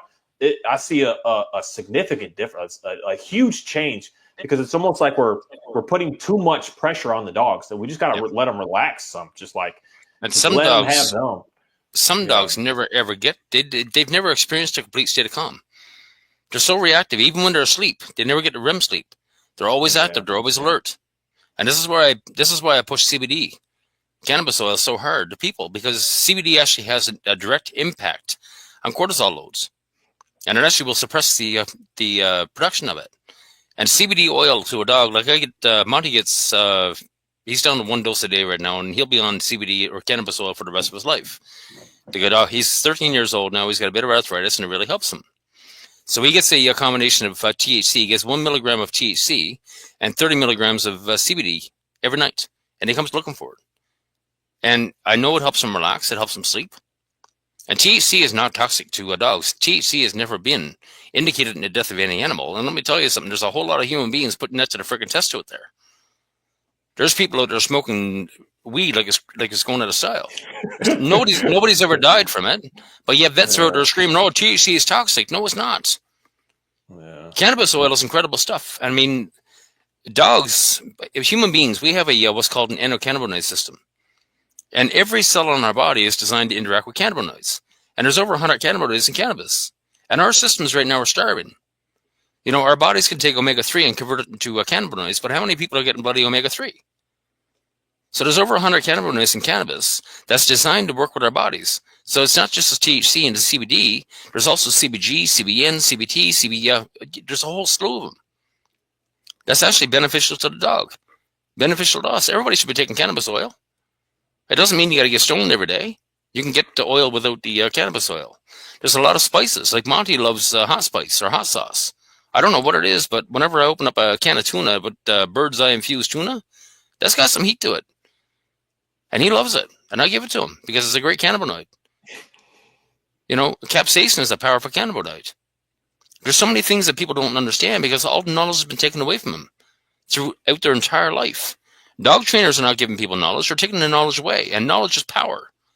Knowledge leads to understanding. And what is fear? That's core of a lack of understanding. We fear that which we do not understand. If we can't control it, we destroy it. That's dog training. Last I'm going to say something right now. I don't know if I should, but it's been almost a year. But last fall, I was contacted by a group of individuals. And what they were doing, they were setting up a private convention down in Texas for dog trainers. And there's a lot of people were not invited. It was invite only. And they wanted me to go, but I'm not medically fit to travel. So once it was all over with, like I was hoping they would set up a Zoom call or something so I can actually watch it, but they wouldn't because it was all closed loop. And all the big name trainers like Zach George and Robert Cabral, all of those people were not involved. They were not invited, which caused a lot of concern. They came to one conclusion. I found out the entire, like they had speakers the whole 9 yards. They came to one conclusion, and one conclusion only, that every dog trainer out there is ignorant. They have no knowledge. They can't even define the word behavior. The one lady that approached me from this convention, I asked her point blank to define the word. She looked at me like she couldn't define the word behavior. And we wonder why we have so many problems in the dog world today. You know? Yeah. It's crazy. I hear you. I mean, I was a person out there so-called training and helping dogs and helping people, realizing that I don't even know what I'm doing, but yet I was doing stuff that sounded good, I guess, and it made things look good in the moment. But then that was when I realized I started having issues because it's like my border collie. I just don't really have issues with him because I got him to do the work that he has to do. It's these other dogs that I started getting. I was like especially this dog here. Gosh, at school he looks so perfect. Is the word. He looks so good. He looked really nice, but he wasn't. And then I had to start having those conversations with people that I was helping of saying it looks good there, but I was like, what's going on? How's your house? Like, how's life? How are things going? And I started to get the real honesty here, not this little fake lies that, oh, everything's perfect, everything's fine. No, don't tell me that. Tell me what's really going on. You got an issue that's happening still, aren't you? What's happening? And in most cases, same with me with this dog, it got to be a little more hostile where I was actually like more nervous of the dog than I ever was. I started getting this fear in me of like, because even him, I was fear of I can't put him around. I'd never let my daughter be around this dog. I was like, he's gonna bite her face off, and the dude has no bone in him to do that. But the fear was in me. But I believe in reality, some of that came as a backlash of what I was doing, of like sit. I said sit or else. So then I started getting this like, what if he starts doing that to me because I'm doing that to him? Then that started to make me like, okay, well, he is going to bite somebody because I'm not saying biting him, but being rough to him. Of course, he's going to be rough with another dog. I'm being rough with him. That's what he's learning. That's what he's knowing. And because he learned quick coming here, he was going to come and boss my border collie around. And that boy, he's a mutt. And not much. Most of them that I've never met, they're not like they're. I don't want to use this word, but it's easiest to use. They're a little more insecure. A lot more purebred dogs I've seen that are purpose-bred, still purpose-bred work. They're really confident. They're very secure animals. And he tried to come at him, and that boy just looked at him, and he just showed teeth at him. And he's like, I'm not the one. And he's like, oh, okay, well, you're not the one. But then every other dog, this boy is always challenging every dog. And I'm like, what's going on? And at this moment now, he doesn't challenge a single one because I'm not challenging him anymore, is the way that I see it. It's not even something that's like known and seen. It's just something behind closed doors that's kind of going on. That it's like, you don't feel comfortable doing this to your dog. And then you start to think, what if they do that to me instead? That can get dangerous. That's the whole thing. I mean, all of dog training is nothing more than disrespect to the dog. And if all a dog learns is disrespect, that's all they can give back. Yeah. How is a dog supposed to show? How is a dog supposed to show respect if they never learn what respect is? If all they get is disrespect. Yeah, that's all that I would see back from my dogs. Because there's days that I would just because it's a Dalmatian that's really changed a lot because she's so what word to use? She shows her emotions so easily when you're doing because she'll show teeth at me straight up because a lot of people there's a lot of videos of Dalmatians that are showing teeth and it seems like they're smiling. They say, oh, they're smiling. No, they can't control that. You're doing something, a dog is looking at you like, buddy, I don't like that. Just because they never bite and go to that point, just imagine any other dog doing that. If the German Shepherd was just smiling at you, oh, look, he's so cute, pet on his face. No, they just don't have that bone in them to bite, to really go. They're like a lab at the end of the day. They're really soft, really submissive dog. Everyone that I've seen, some of them look crazy because I can see they got that that excitableness, but they're not like, the wrong word to use, but they're not aggressive. And she would show teeth at me, and I look at it and be like, oh, okay, I see what's going on right now. I got to stop doing this, because she rarely ever does. She does sometimes still if I'm doing something with it's mainly her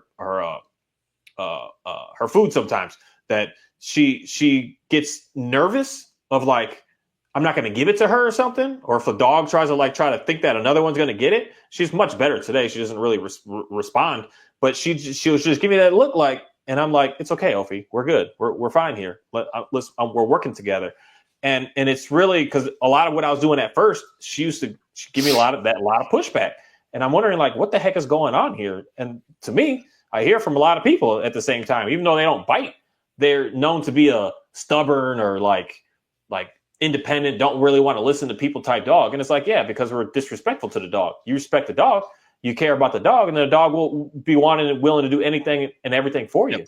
And certain dogs are going to be more, how do I say it? Because my shepherds, you can disrespect them and they still will just look at you like, oh, what are you doing? What do you want to do? What's happening? They're the word I guess I can use is they're more forgiving. They're much more forgiving. Where some of these other dogs are not as forgiving. You could do something and they look back at you like, I'm done with you, but I don't want nothing to do with you. You gotta earn that back. I'm not just gonna give it to you. And that's where at the end of the day, a lot of training comes through working with a German Shepherd that is more pleasing and thinking that I could just correct the dog all day and it's still gonna care about me. You can't do that to all of them. Actually, in reality, most of them you can't do that to. You're gonna run into big issues and wonder why your dog doesn't want to listen to you. Wonder why you're nervous of how your dog is looking at another dog, because what you're doing to it is going to do to the next. And that's I really, because there was a day that I went too far with Johnny because he was just acting a fool a day, and I literally was laying in bed watching him lay on the floor in the corner you got to go outside. I'm scared that you might do something to me in my sleep tonight. Seriously, a revelation hit over me. If you did to me what I just did to you, I'm not going to make it, because you're way more powerful than me. And it just, unfortunately, most people aren't seeing that. It's just going on behind you, in you.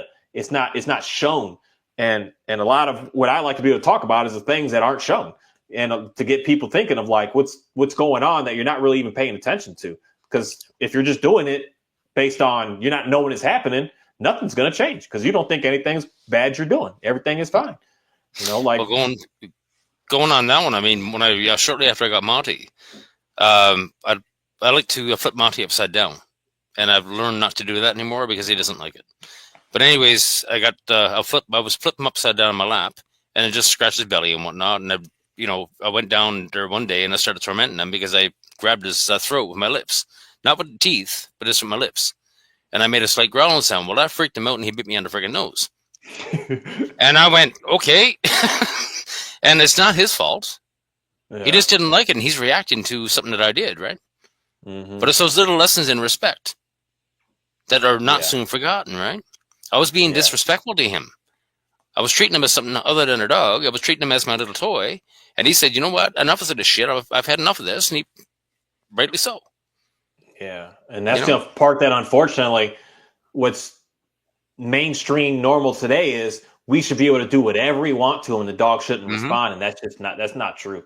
That's just not true. The only times that I've been bit by dogs have been my dogs. And the first dog bite I've ever had in my life was Johnny right here. I was trying to cut his nails. And I held the dog down. I held him down. He started growling.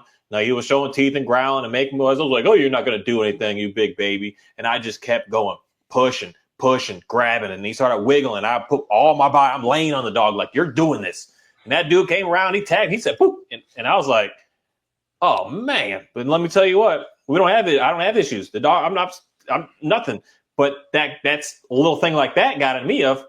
That's the part that I wasn't aware of in the moment. I was being disrespectful to him. That's why he did it.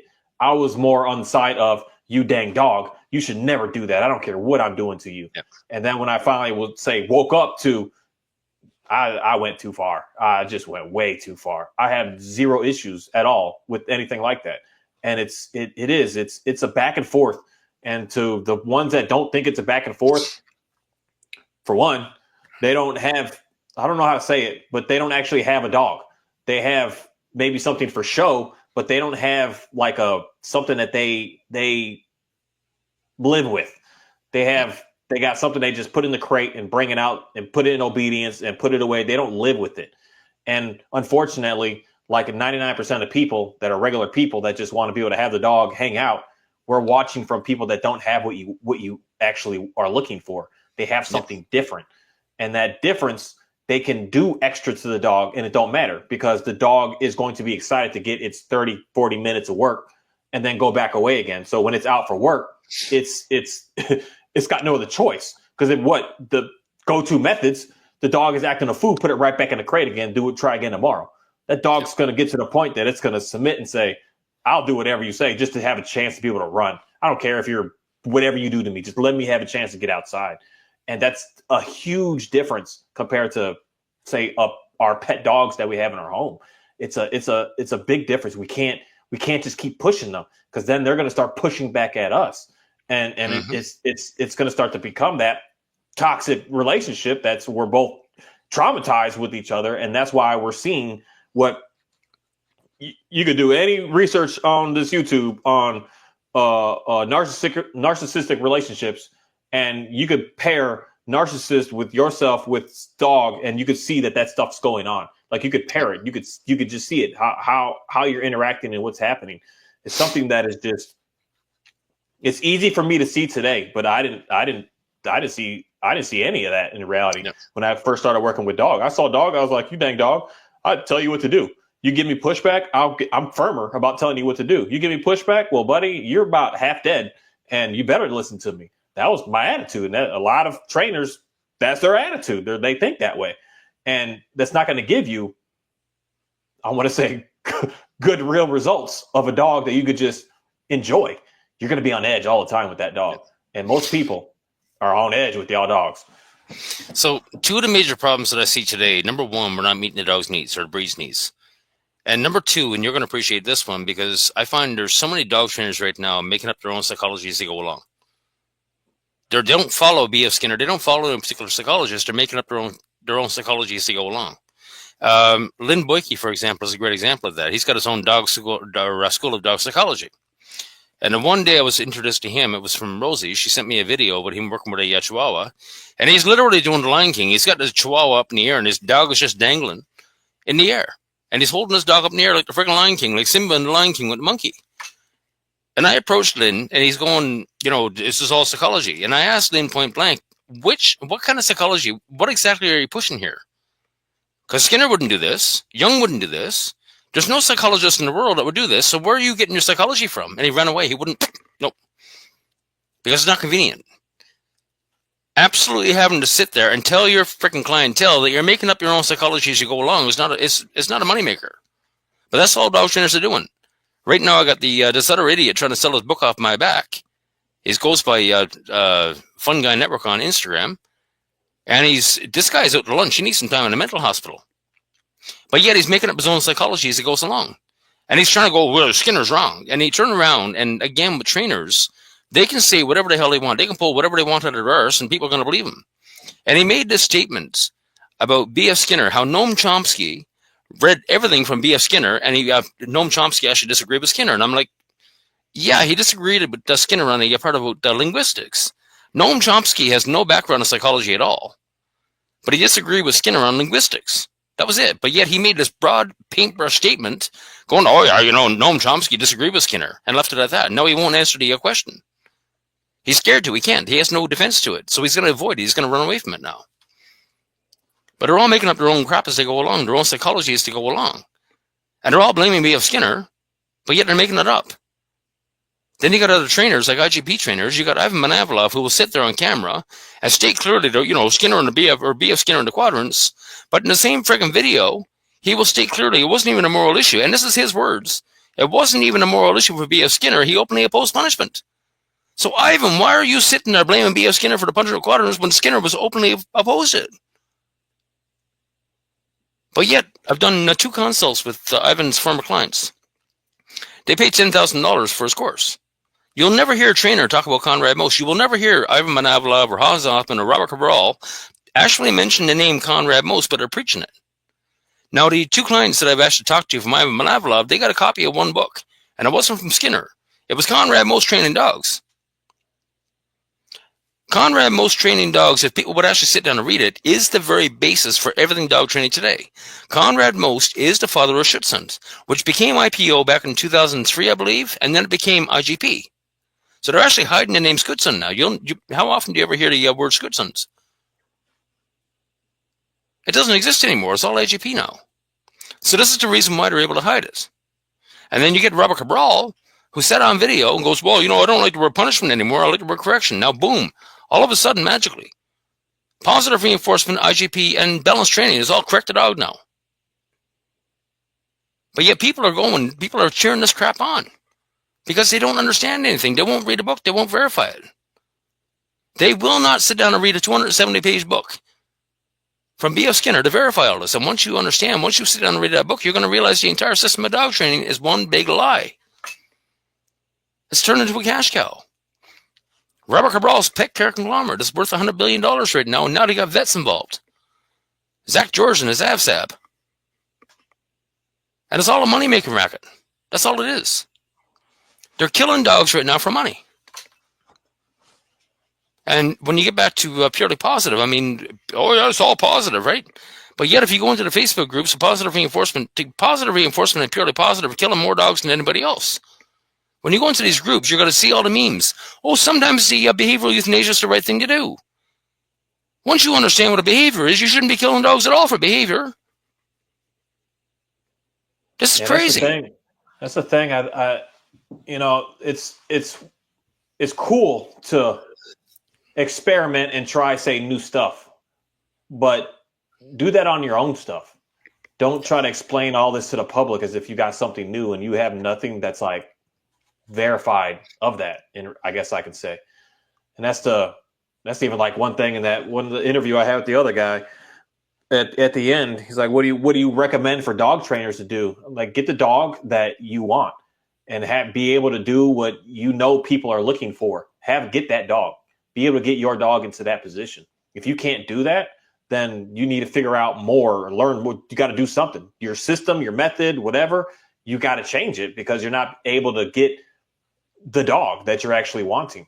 If you're on edge and nervous and sketched and all weary about your dog and where it is and how it meets and always having to have toys and treats and all this on you all the time, then maybe your method that you're trying to create this new stuff, it may not be something to push to the public because it's getting people to be addicts is the only word that I can use because this is what I see. I just see people with dogs that the one that really gets me is go off to the side of the trail and just give them shove treat. My dog's just walking like, Opie looking at it like, hey, can I get some of that? Then I got to thinking like that dog might want to turn into a little resource garden with my dog looking at food. That dog's like, this is my food. And the dogs they just freak out. They go absolutely insane. If we're not getting repeatable results where everyone is able to easily be able to get the same stuff and doing the same things, then maybe we got to like not put that to the public and say we got to go back to the drawing board and try something else out here. Because there are people that have the dogs that people are looking for, but they're not being talked about because it goes against the part of the, say, new stuff that they want to try to create. We should always be learning to create something different, come up with different terms, take a term that somebody used, like a term that B.F. Skinner used, a positive reinforcement. We should all try and think like, oh, let's amplify on that. But if your amplification on it is actually making things worse, you got to scrap that concept. You got to go back to how it originally was and stop thinking that we could just force it to make it happen. It doesn't work that way. And we're working with, I don't even know. You can't even do that to plants and vegetation. If you try to force it to change it, you're just going to have dead crop year after year after year. And it's the same with us and the same with the animals, that you can't just make it work because you want it to work. It either does or it doesn't. And most people, what you're doing, it's not working. It's just not working. I see some people constantly over and over for the past couple of years. I see the same folks. I see dogs just get worse and worse, and mine are just getting better and better. I'm not doing anything special. Literally, like, seriously, it may sound messed up, but I literally don't do anything but put the leash on the dog and take it places.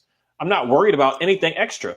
Doing less and getting more, and people are doing more and getting less. Or getting less to the point that it's like I just got to put the dog down, because it's true. I've heard this.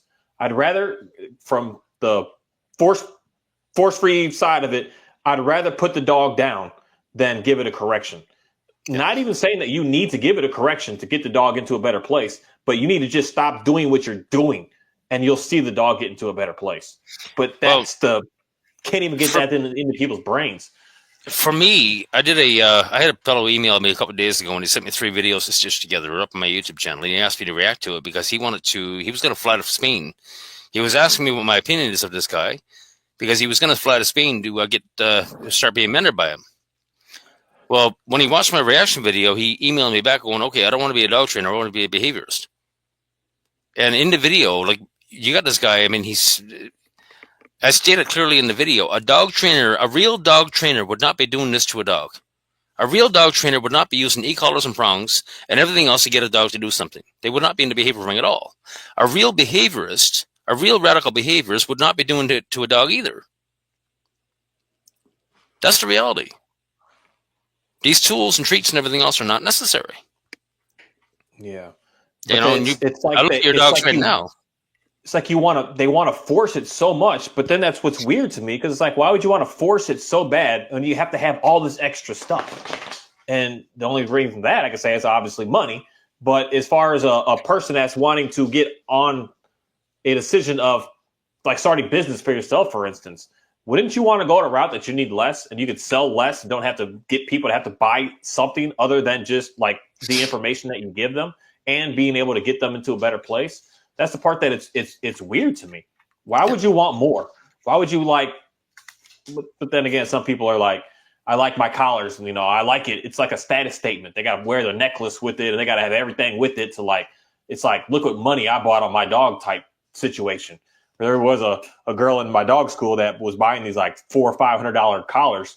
They're like regular collars with like jewels and like gemerald and stuff in it. I'm like, I get that in a way, but people aren't doing that with that sense, but they're doing it in a sense of, look at my like $80 prong collar that I got. Look how fancy it looks. And just, it's like a status statement thing almost in a weird way.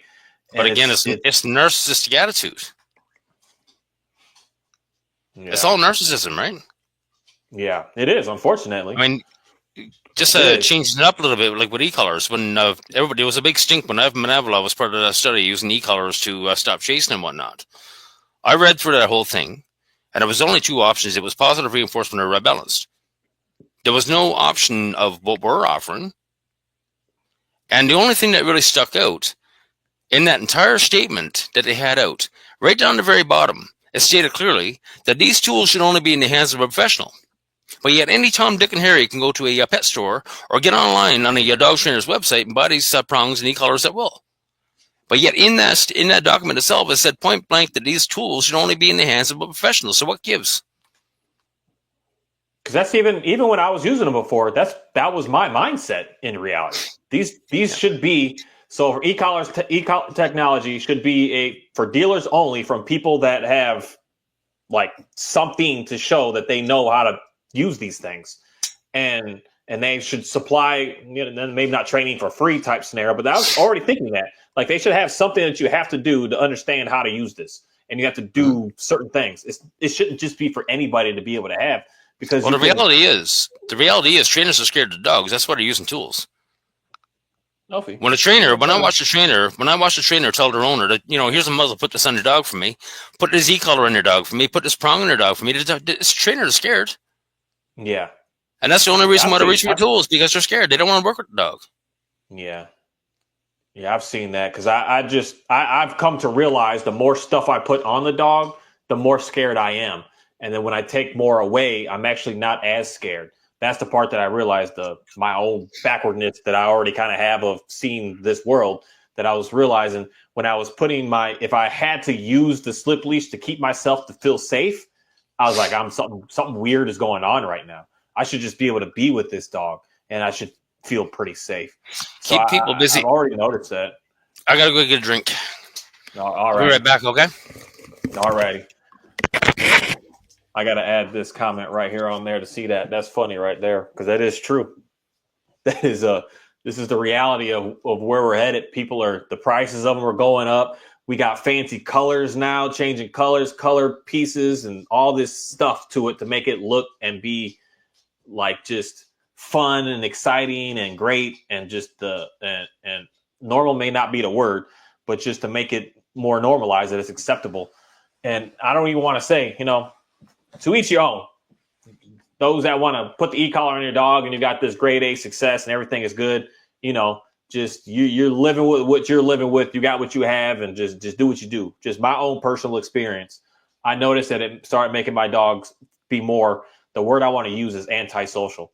They started not wanting to interact with other dogs and other stuff and be just able to. Is that a chicken? It's too late for chickens right now. Sorry. But it made the dogs just want to be more hostile towards each other.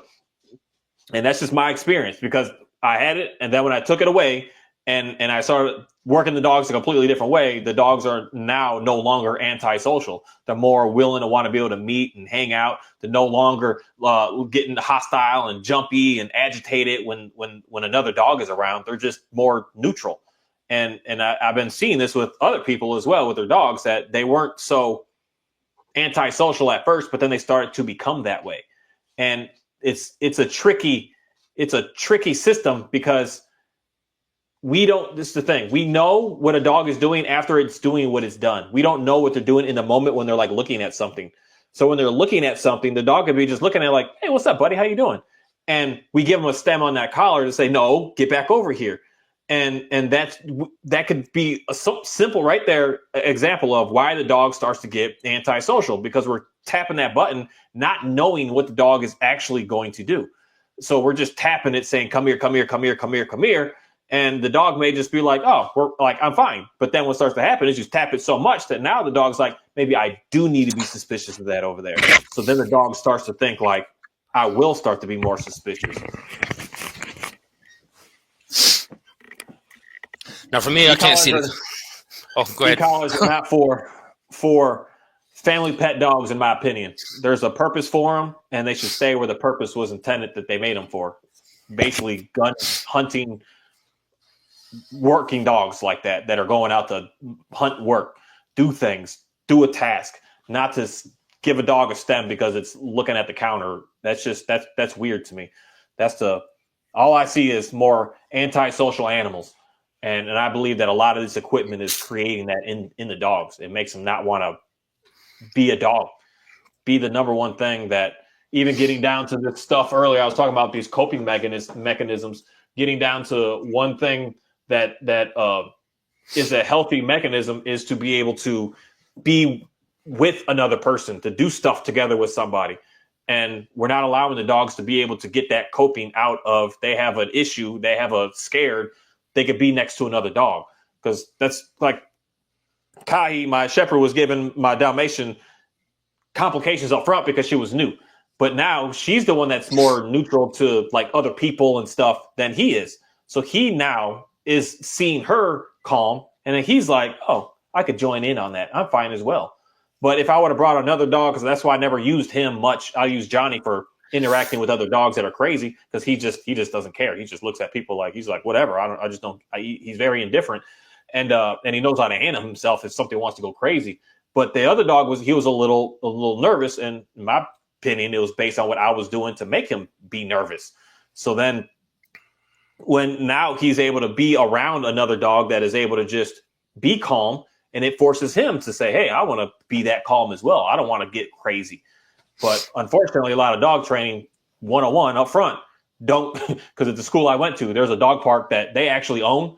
And their first day one is never go to a dog park. They're dangerous.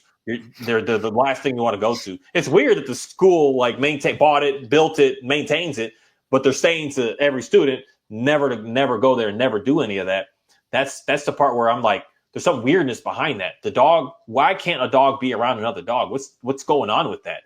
And I don't know. That's the part that is just, I wish I could go back, but I can only be where I am now to keep on doing what it is that I'm doing, to realize a lot of the mess that I was doing created my dog to be exactly what, say, because my Kahi is primed for how I was treating him to be the IGP3 dog. His protection is really good. He can make you look great. He can scare anybody and everybody. His tracking is on point. That dude will find and sniff, get anything out. And his obedience I got a couple of videos. I took all those down of just normal obedience routines. The dude he was really good. But as far as a pet hanging out, going places dog, he was a nightmare, an absolute nightmare, absolute nightmare. That's why it's weird to me when someone, because there's always the critics of like one, where I live, my dogs are nice because of that. But the main thing is it's I used to do this stuff and I saw how I was living and how I had. Now I've changed what I'm doing and now I have something completely different. So I didn't just start with a good dog. I started with a dog that was messed up. And then I did the stuff that they said would fix the same messed up dog, and it made the dog more messed up. And I got completely away from that. Now I have dogs that are just I kind of want to rehome 2 of them because they're so good, so that I can get 2 more that are just a hot mess to just keep cycling these dogs around to like just help get them into a better place. There's so many dogs that are just a hot mess right now. And I kind of like the process a little bit more than the dog's good to go. I like the dog good to go, but I don't need like 5 good to go dogs. I'm good with like 1 and then 4 dogs that I'm working on. So it's just, it's interesting that, because the thing that I've noticed, and I bet your dog is probably the same way. Your dog is good with pretty much anybody. It's not only just you. That's what I couldn't stand. My dog would so-called superficially do good with me, but somebody else, it's like, who are you? Like, what are you going to, like, basically, what are you going to do? If I would teach them, use the collar like this, push the button like this, then yeah, the dog will give them those same superficial results. But I noticed today, my dogs are just cool with anybody. Anybody can just take the leash, walk off, and the dog's fine. It's like, oh, hey, how's it going? Because there's no you better or else behind it. My or else could be stronger than someone else's or else. So the other person had to get that strong correction into that dog as well to get it to listen to them. When you're not working that way, your dog can go anywhere at any moment's notice. And someone that makes, I get my feelings sometimes, like I'll lie. Sometimes someone meets my dogs and they're showing them more affection, like, hey, you're cooler than that guy. And I'm just looking at it like, hey, all good. Like, go have fun. Do what you got to do. And then I can, this is the part where I can say, I can see that being in a narcissistic person, that will get deep in your feelings. No, only pay attention to me. I'm it. Don't look at over there. Only look at me. And that is hostile. That's going to create extreme amount of trauma in that sense. But that is how a narcissistic person is, about their kids, about their wife, about their everything, their work. Only look at me. I'm the show. Don't pay attention to anything else. And that's how I was with the dogs. Only look at me. Don't look at another dog. Don't look at a person. Just me. And then when I said, you know what? Don't look at the dog. Go hang out with the dog. Go meet that person. Go hang out with them. That's why people always ask me, can I pet your dog? And because they'll read the collar, they're already petting the dog. And then they ask me if they can pet the dog. I'm like, you got to ask her. That sign is to ask her. I don't care. If she came up to you and you're cool with it, y'all have a good time. You want me to take pictures? Like, have a good time. Mm-hmm. But a narcissistic person can't do that. They can't stand seeing their anything being enjoyed by somebody else. That's where I see is like dog training core starts from someone in a brain like that. That's like, it's only mine. It shouldn't want to be around anybody else. Because I learned that right away as well. Don't let your dog meet dogs, or they're going to want to meat every dog. I'm like, what? That's just not true. Don't let your dog meet people, because they're going to meet every single person if you let them meet people. That just doesn't make any sense. Like, it doesn't work that way. But it's being force-fed, told to us that that's how it is. And those are the experts. And I don't know what I'm talking about. But I learned from the experts. And the experts still, I gave pushback at the school because I was like, hey, guys, how come your dog isn't doing what you're saying that we should be able to get? And if you're the expert, you should be able to have said for sure proof of like, everything is good to go. And they didn't really have the proof. They had some superficial looking things, and I don't like that. I'm not about that. Well, let's get back to dog parks for a minute, because dog trainers, number one thing about dog trainers, most are saying don't go to dog parks. There's two problems with dogs in dog parks. Number one, in order for a dog to exist in a dog park properly, they need to be independent. And what dog training is doing is creating a fully dependent dog. Okay? Yeah. And it's so easy to tell which dogs are trained at a dog park. They can be in a dog park, but you can tell they're fully dependent on the owner. They're not working independently of the owner. Okay? What was the other one? My train of thought just went off. You actually hit on it. The other big thing is just a calm dog. I mean, people use dog parks for exercise and whatnot. And for some dogs, it's okay. But when I'm sitting at a dog park and I see dogs pull up, pit bulls, and they're losing their shit in the car. And the owner opens up the door, dog blasts into the park, and they're all of a sudden being a jerk. Get your dog some exercise before you go to a dog park. Yeah. But when I see people walking around with treats and e-collars and everything else, you know damn well that the dog shouldn't be there. And you can see that the dog is not working right. It doesn't belong there. Because the owner's constantly calling the dog, they're constantly hitting the dog with the shot collar, doing whatever have you, right? Yeah. But that's the whole thing. A dog, like Monty, is an independent dog. That's what I wanted. And it all boils down to, once again, get it straight out in the open. What do you want from your dog? And I asked you the same question. What do you want? But people are always listening to what other people think that they want. Dog trainers are telling dog owners what you want. You need to achieve this. You need to achieve obedience. They're telling you you're not going to be able to achieve what they can achieve. You're watching a 10-minute video online. You're only getting a small portion of what they're doing. You don't see what goes on when the camera's off. I can only imagine what Dog Daddy puts on YouTube. I mean, he's literally stringing up dogs by the neck with a prong collar. I can only imagine what goes on when the camera's not on. Dale McCluskey's the same way. Dale McCluskey, he's got himself convinced that he's the only one that should be training dogs, and he's stated that on camera. But yet when you watch him, he's got every dog with a choke collar, and he's got that freaking thing up and tight, and the dog can't even move her head. They're choking. You can hear the dog is choking. But yet Dale sits there and goes, he's made comment on my videos. Skinner was 1,000% incorrect. And now the latest one, I don't know if you noticed, but now he's pulling out an Australian globalist politician who's out for domination of the world. He's going, this guy actually debunked Skinner. Are you crazy? Is there something wrong with you? Yeah. But it's incredible to watch dog trainers so desperate to try to debunk Skinner. They're so desperate to debunk it, but yet they blame him for it. It's insane. It is. It's like a loop of confusion. And when you stay in that loop of confusion, that's where, for whatever reason, our world likes us to stay in. But something that I just have noticed is like, say, the dog park stuff, for instance, again. It's like a social event that you should go to, because there's always like go to a bar or a club. There's always that girl or that guy, mainly that guy, that slams a whole lot of drinks behind him, and he starts to get just belligerent and starts to act a fool because he had a whole bunch of stuff that he didn't deal with at home yet. And he got there and just said, I'm just going to let it all out. That's that concept of give the dog that exercise or something before it gets to that dog park so it doesn't run into that weird situation. But I do notice that it's that independence part that does create. So I will always say this compared to what I know now and what I see. When I see someone at a dog park today, when they're walking around and they're doing all this stuff, I'm like, everybody just stay the heck away from them. Your dog even tries to go up to that dog, just recall your dog, just leave that dog alone, because they just have this tension behind them. This weird, I don't know why, but it's just weird tension with them that just like that they something has to happen. It has to. They can't just let it go. And I see that, like, the more training you're doing in there, the more that you're the one that's causing the chaos. And unfortunately, what most happens is that's the dog that ends up getting bit or scratched or something on it. Yeah.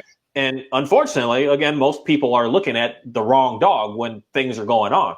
And that causes someone to say, oh, see, look at this place is dangerous. Look what they did. As opposed to thinking, look at yours. If something, I want everyone to really just, if you've never heard this in your life, I'm going to say this right now. If everything in your life is a mess. It's not the world.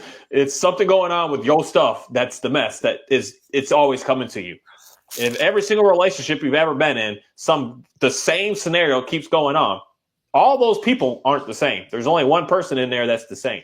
So if you take your dog to the dog park and every time someone is fighting your dog, what's going on with your dog? It's not the other dogs. And that's something that a lot of people should really pay a lot of attention to, especially just allowing a dog to be able to be in a free stance. And around here, at least my area, we got a lot of really nice dog parks around here. A lot of really big ones, and it's like Austin is like a dog fanatic place. So dogs down there are much nicer than dogs up here. It's so weird. It's very strange. But dogs down there are more open. They're walk the trails more often. There's just more openness to it. But if your dog is in an open sense and it's gotten to fight with all these dogs, I'm gonna question like, what the heck's going on here? Because the dog should be able to run away. Shouldn't need to fight because dogs, that's not just what they do. They just don't go to fight. They're like, I'm gonna get the heck out of here. You want to start the battle with me? I'm leaving. This is the problem with us as humans because we could be on drugs, we could be on alcohol, we could be on something that could put us in a false sense of us. Now, if you went there with a drunk dog, he might want to start a fight. But a dog that's just hanging out, it's going to want to walk away. It's not going to want to get into a fight. So it's like something is going on with me. I had to just realize that those dogs aren't crazy. My dog is the one that's provoking all of this. And I had to just accept that and see that and say, okay, now I can move forward with life. Before, I'm not going anywhere. I'm not getting anything done because I'm not seeing the reality of what's going on. I'm just trying to run away from it. And in reality, I didn't notice it. I didn't notice it until I just had to start just paying more attention and seeing what is wrong. What's wrong? Most people, unfortunately, just don't do that for some reason. You just keep living and just say, oh, it's their fault. It's all them. And that's where we need to get that help because that's the propaganda that's forced to us, unfortunately, especially dog training. You're perfect. Fix the dog. The dog's the problem. Put this collar on the dog, and the dog's going to be good to go. And that's not reality. But that's easy money. That's easy money. I had a boss 30 years ago, and he was a Greek and just an incredible guy to be around. And he told me one time, like I was angry, and he said, when you're at the point where everything around you is a problem in your life, it's time to go take a long, hard look in the mirror to see the actual problem. And that hit me like a ton of bricks. That hit me hard. Because at that point, you realize, you know what? I am the problem. It's not everybody else around me. I am the freaking problem. Yeah. Yeah, because it's weird. And it's weird. The weirder part of that I can add to that, because someone would say, well, dang, Robert, you out here and got everyone telling you that you're wrong. So you must be the one that's wrong, right? But it's something simple that I can say to that but is he able to have and do and replicate what everybody is actually looking for and the others aren't? That's where it's what's actually going on here. Now, I can say, like, put that in the sense of, and we talk about dogs, so we talk about relationship. But if every single time you were doing what you were doing and you were able to get what it is that, say you got a nice, good, I don't want to use that because nowadays things are complicated.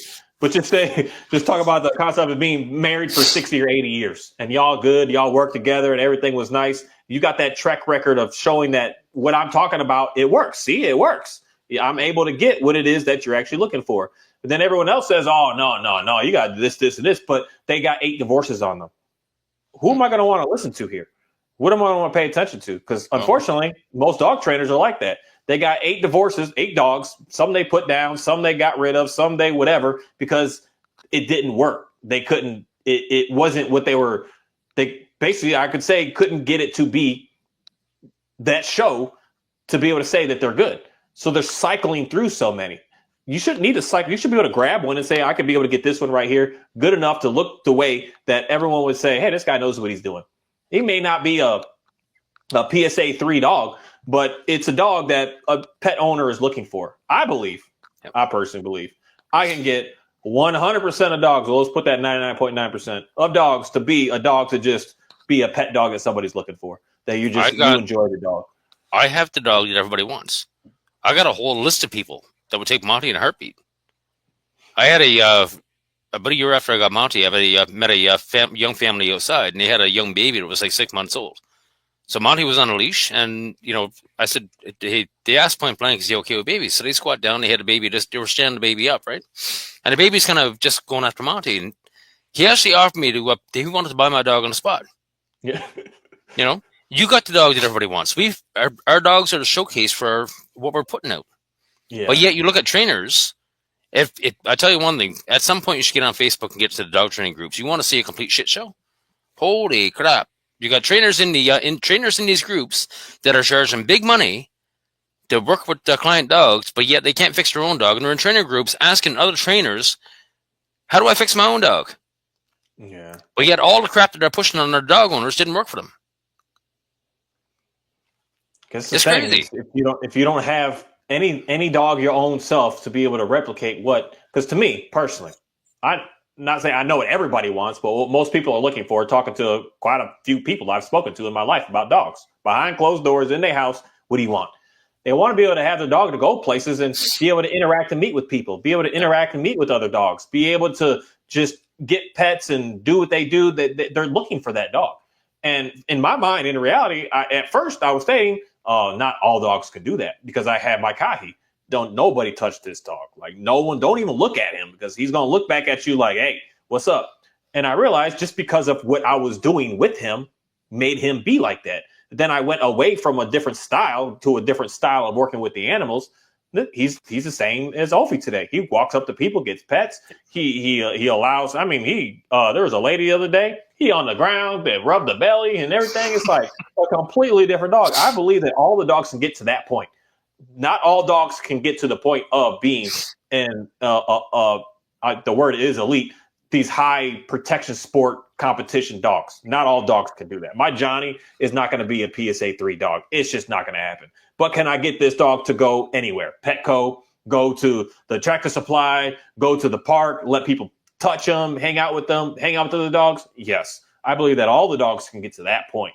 And it's a matter of time. Some dog may be a weekend. Another dog may take a little bit more time. But at the same time, it's us as humans, what we have to forgive and let go to be able to get to that point as well. Because we also have our own fears that we're putting on the dog that we shouldn't be putting on the dog because there's nothing going on. And a fear instantly can creep in, especially shepherds. Their hackles go up and it's very easy to see. You can see that and instantly go into fear and think, oh no, as opposed to like being that one for that dog. If it did have a response, if I'm scared, to say, no, we're fine. Everything's good. Like, don't worry. And then that dog's going to say, oh, okay, well, let me go check it out then. Everything is fine. Mom said it's fine. Dad said it's fine. So let's go do this. And that's stuff that we got to work on.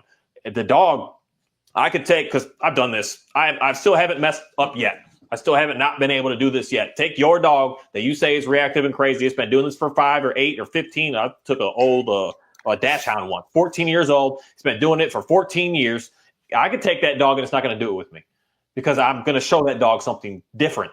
And so it's something that the dog may be able to get there fast, but it's us that we have the little things that we also have to be able to say, hey, I'm fine. I'm cool with this. I'm all right. So, because the dogs are becoming antisocial times 10, what we as humans are starting to become. And we're no longer like working with each other. We want to work against each other. We're competing against each other too much. And in my opinion, that competition comes through the positive and negative punishment and rewards. That's how we're just being taught. If you perform more, better, you get the reward.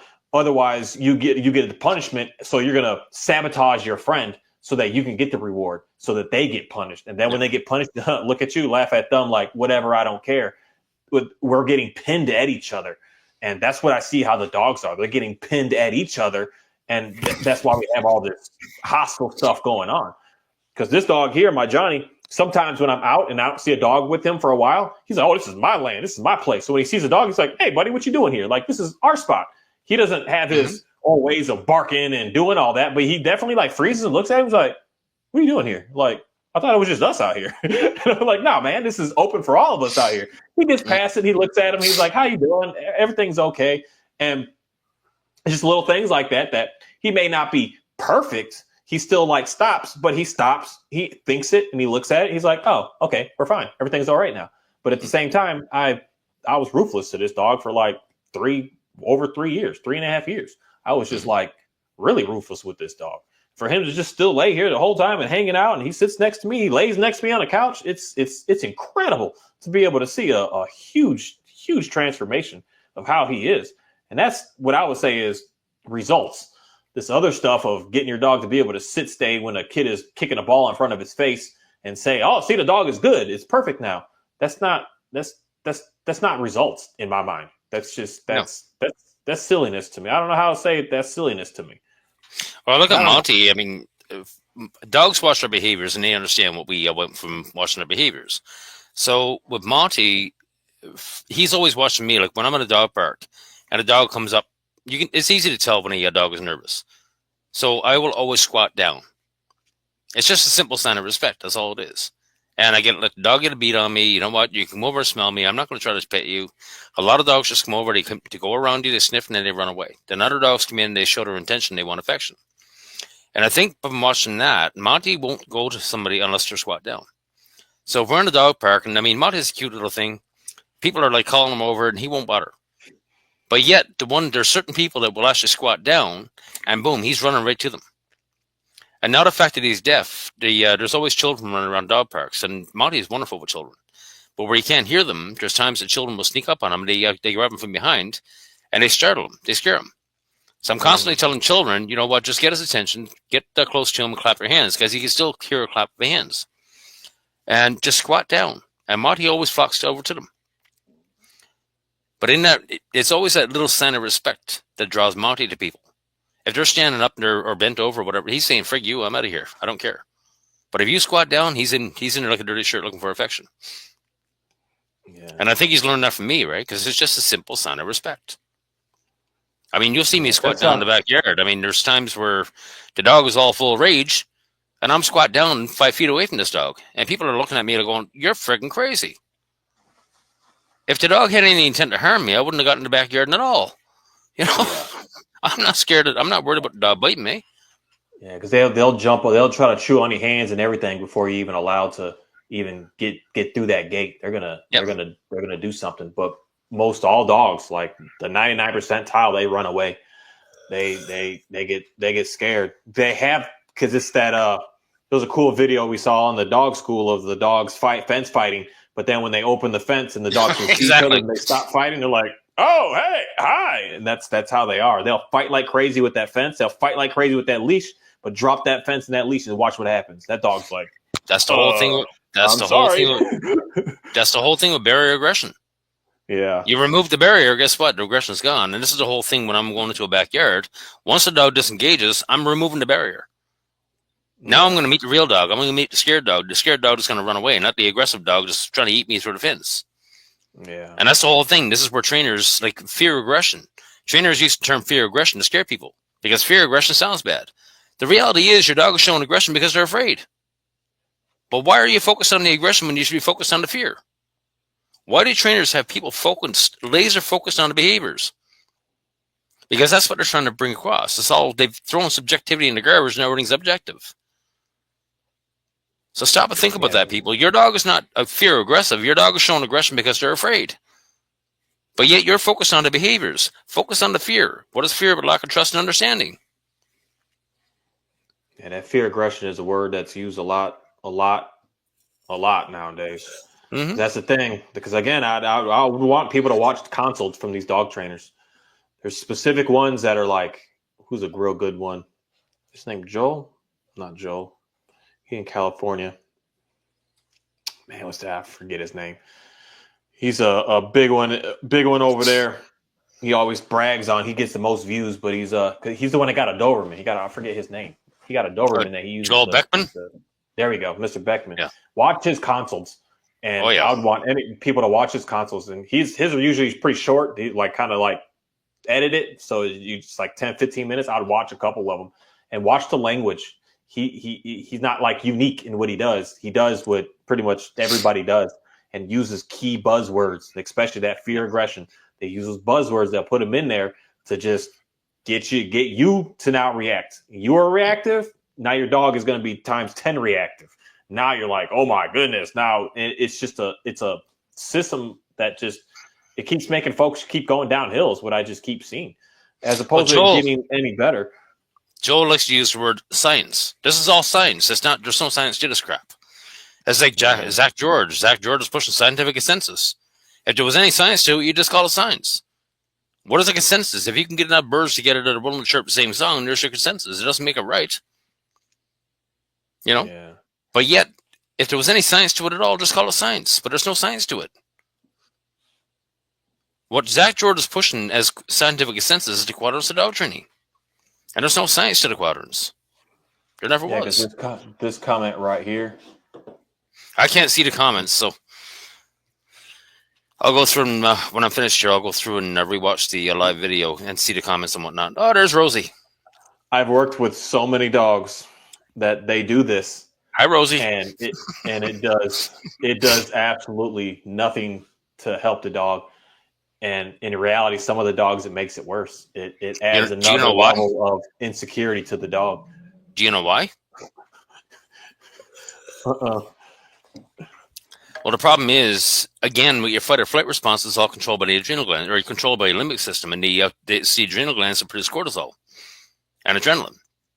Now, when you take the testicles off a dog, or cut the uterus out of a female, or remove the ovaries, what you're doing is removing the dog's natural ability to create sex hormones. And there's only 2 other organs in the dog's body that can produce those hormones, and that's the adrenal glands. So if you take a dog that's running hot on cortisol and adrenaline and neuter them or spay them, you just lit a fire in the adrenal glands, because now the adrenal glands need to start producing all the sex hormones that's been removed from the dog. And that's going to lead, when the adrenal glands become exhausted, that leads to Cushing's, Addison's, and worse. This is going to lead to a dog to cancer, diabetes, heart disease, everything. But yet, when human females, and I'm amazed at how many people don't realize that when you cut the testicles off a dog, you're literally removing the dog's natural ability to produce the testosterone they need, or the ovaries.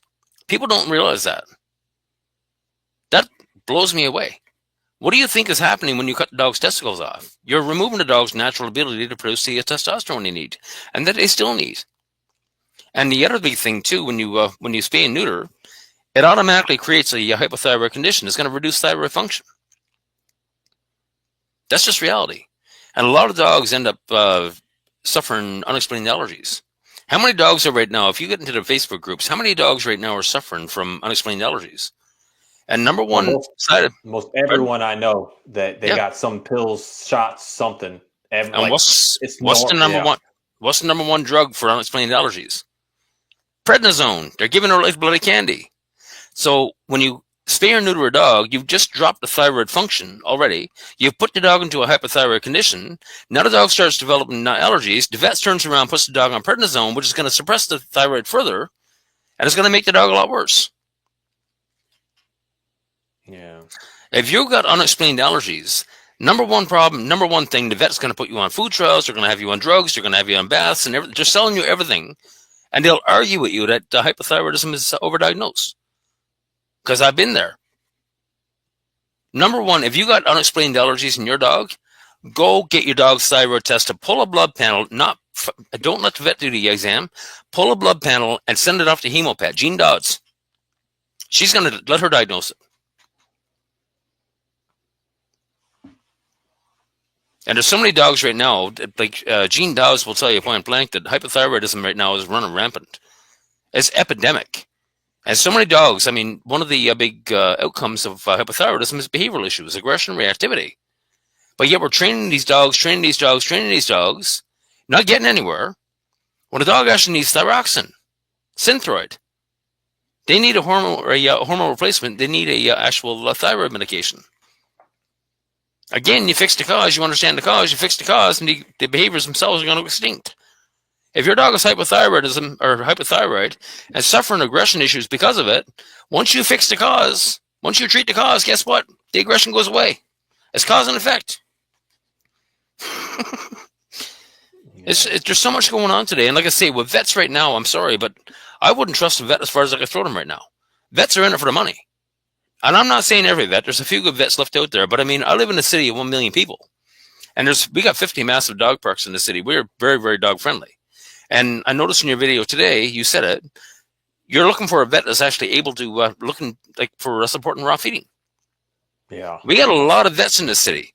I know of 3 vets in this city that support raw feeding and promote raw feeding.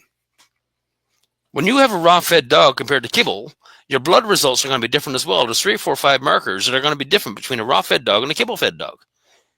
And if a vet doesn't support and understand raw feeding, then they're going to want to miss in those markers. And this is some serious stuff. Yeah, because that's what I've noticed because my Dalmatian, she had problems with different foods. I gave her the new food. She was breaking out, having problems. And then I told the vet, because at that time, I didn't know what to do. I was just giving her straight eggs. She was eating like 12 to 15 eggs a day. Oof. I was like, I got to do something different. And it all started clearing up from that already. Yep. And then now that she's on the chicken, like I have pretty much like no issues. She doesn't have any skin problems, skin stuff. But it's like. But you're giving her the whole bird, right? Yeah. Head and feet and all. Yeah, that's the way to do it. She eats most of the feathers as well. Yeah. But I try to watch, because the other dogs don't care. They eat, and I try not to look at her when she eats because I don't want her looking at me when I eat. But the other dogs don't look at me when I eat, so I'm kind of like trying to humanize it a little bit too much. I don't do it if you don't do it. But she just goes towards the inside, the whole inner cabin, everything up front, and then she eats around to the outside. But it takes her I don't know, 15, 20 minutes or so to eat through the whole thing. Yep. But she just doesn't have any of the problems. And something that to me, just the body, we have what we're supposed to have in it. We don't have like extra things that we're not supposed to have. And when you start to remove some things, of course you're going to have to like other parts of the body are going to have to make up for it. Because like a big thing for humans, they like to take people's pancreases out for some reason, any little thing. So that means that something else is going to have to make up for that missing. And that's where a lot of problems are going to start to happen, because it is crazy today. It's like normalized for every dog to be on all kinds of stuff. Well, let's get on to dog food with vets. Vets are always saying they don't get kickbacks. Well, you're buying food cheaper and you're selling it at a high price. So that's your kickback right there. Now, the problem is where I lose my shit with vets. They say that dogs are obligate carnivores or omnivores. Dogs are strict carnivores. Your dog is still very much a wolf. Your dog cannot produce amylase in their saliva to start the process of breaking down starch into sugars. Okay? That's just reality. So when your dog is eating dog food that's 30 to 60 to 70% starch, sugar, and carbs, they have no metabolic need whatsoever for starches, sugars, and carbs. Okay? They do not produce amylase in their saliva to start the process of breaking down starches and sugars. However, there's one organ in the body that does, and that's the pancreas. The pancreas can produce small amounts of amylase to deal with the natural starches that we get in the environment. So if they're eating a stomach of an animal, they're going to get starch from it. And the pancreas produces that small amount of amylase. The problem is when you got a dog on kibble, the pancreas is constantly trying to produce amylase to break all that starch down to sugars. And guess what? The dog ends up with low-grade pancreatitis. And it's not always apparent. I've had pancreatitis over the last 5 years. That bloody hurts. But low-grade pancreatitis is going to hurt a little bit. And this is where a lot of dogs, when you're in constant pain all the time, it causes the dog to be grumpy. It can cause behavioral issues. So this is number one thing. When people come into the group, one of the questions that we ask is what you're feeding your dog. If it's Purina, the first thing we're going to talk about is switching your dog to a raw diet, a biologically appropriate diet. And that alone can fix so many issues. When I got Monty, he was raw, or he was fed a can of dog food. The first thing I did was throw him a raw pork rib. He scarfed it. He destroyed it. So you know what? We're going to switch you over to raw feeding tonight. First night, switch him over to raw feeding. And right away, I've seen difference in his behaviors. And it just got better from there. So, I mean, first 2 days, we were outside all the time. Then by day 3, I let him go off leash in the dog park. And that's when he learned recall. Would you like me to explain how it's in recalling my dog? I'm still trying to train that on mine. I don't know. You know what? What it boils down to. I just say her name and she comes to me.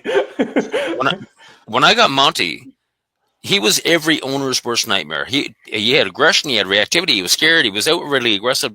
He went after a jogger one day. He would have ripped her freaking leg off. Just 10-pound dog now. The first time he seen a bike up close, he grabbed onto the front tire. The bike had to stop, and Monty grabbed onto the front tire, and he tried to rip the tire apart. That's how bad he was. And to top it off, he wasn't even housebroken. So my only focus was understanding what he was missing. And I gave him what he needed. I gave him what he missed. And I became the positive reinforcement in his life. I became that thing, that calm leader that he can trust. That's all I did. I want to be the positive reinforcement in his life. The most important thing in his life, the calm leader. I wanted him to be able to come to me if he's scared, whatever have you. So the first time we went to a dog park off leash, it was the morning of day 3. I opened up the door and let him go. And at that point, I conditioned a whistle just to stop and look. Just acknowledge me. It's the same thing with your dogs. When I say your name, just acknowledge me. So when I blow the whistle, just stop and acknowledge me. I don't care. You don't need to come back to me. So when I whistled, he stopped and he looked around at me, and I walked into the park. He went on and did his thing. Well, he went on to a group of dogs, and then he went on to another group of dogs. Now, by this time, I'm in the middle of the park, and I'm chatting to a friend of mine. And after about 10 minutes, Monty had no idea where it was. He lost sight of me. The most important thing in his life right now, at this point on day 3, he can't find him now. He's in a dog park alone. He can't find me. And he lost it. When he finally came to the realization that all of his decisions led to him losing sight of me, he lost it. And I let him sweat. I was hiding from him. The thing that's most important in his life, he can't find it. And at some point, I let him sweat it up for 2 or 3 minutes. And then I stepped out and I called him. And I've never seen Monty run that fast in my life. And that was the last time he learned in that friggin' instance to know where I am at all times. And I've never had a problem since then. He made the wrong choices. He made the wrong decisions. And he suffered the price for it. It was the negative consequences of his own actions. And that's all it took. Now when Monty knows the rule, when we go to a dog park, the onus is on you to know where I am. I know where he is all the time. That's the reality. That's how easy it is. Become that positive reinforcement. Become that calm leader. And your dog is going to want to be with you all the time. And they're going to keep an eye on for you. Like I noticed in your videos lately, your dogs are coming in to check in on you periodically. That's what you want. That's all you want, right? Yeah, in reality, I don't want them to be all on me. Most places I go, it's like, go ahead, do what you got. Sometimes on a trail, depending, this is like, stay a little bit close. Don't go like 2 or 3 minutes ahead. Like let's stay near. But I did that similar thing to you. I've done that with Kahi. I've never done that with this dog yet, but I was on just a trail. We were way deep in, and he was up there, and I just booked it into the trees. Yep. And he started pacing. He ran forward some, ran back, ran forward, ran back, ran forward, and I could just see his face. He just had this like overwhelm. And I come out and I poke my head, and you could just his face was like, "There's my man. I got you. We're good. Everything's fine. I'm all right."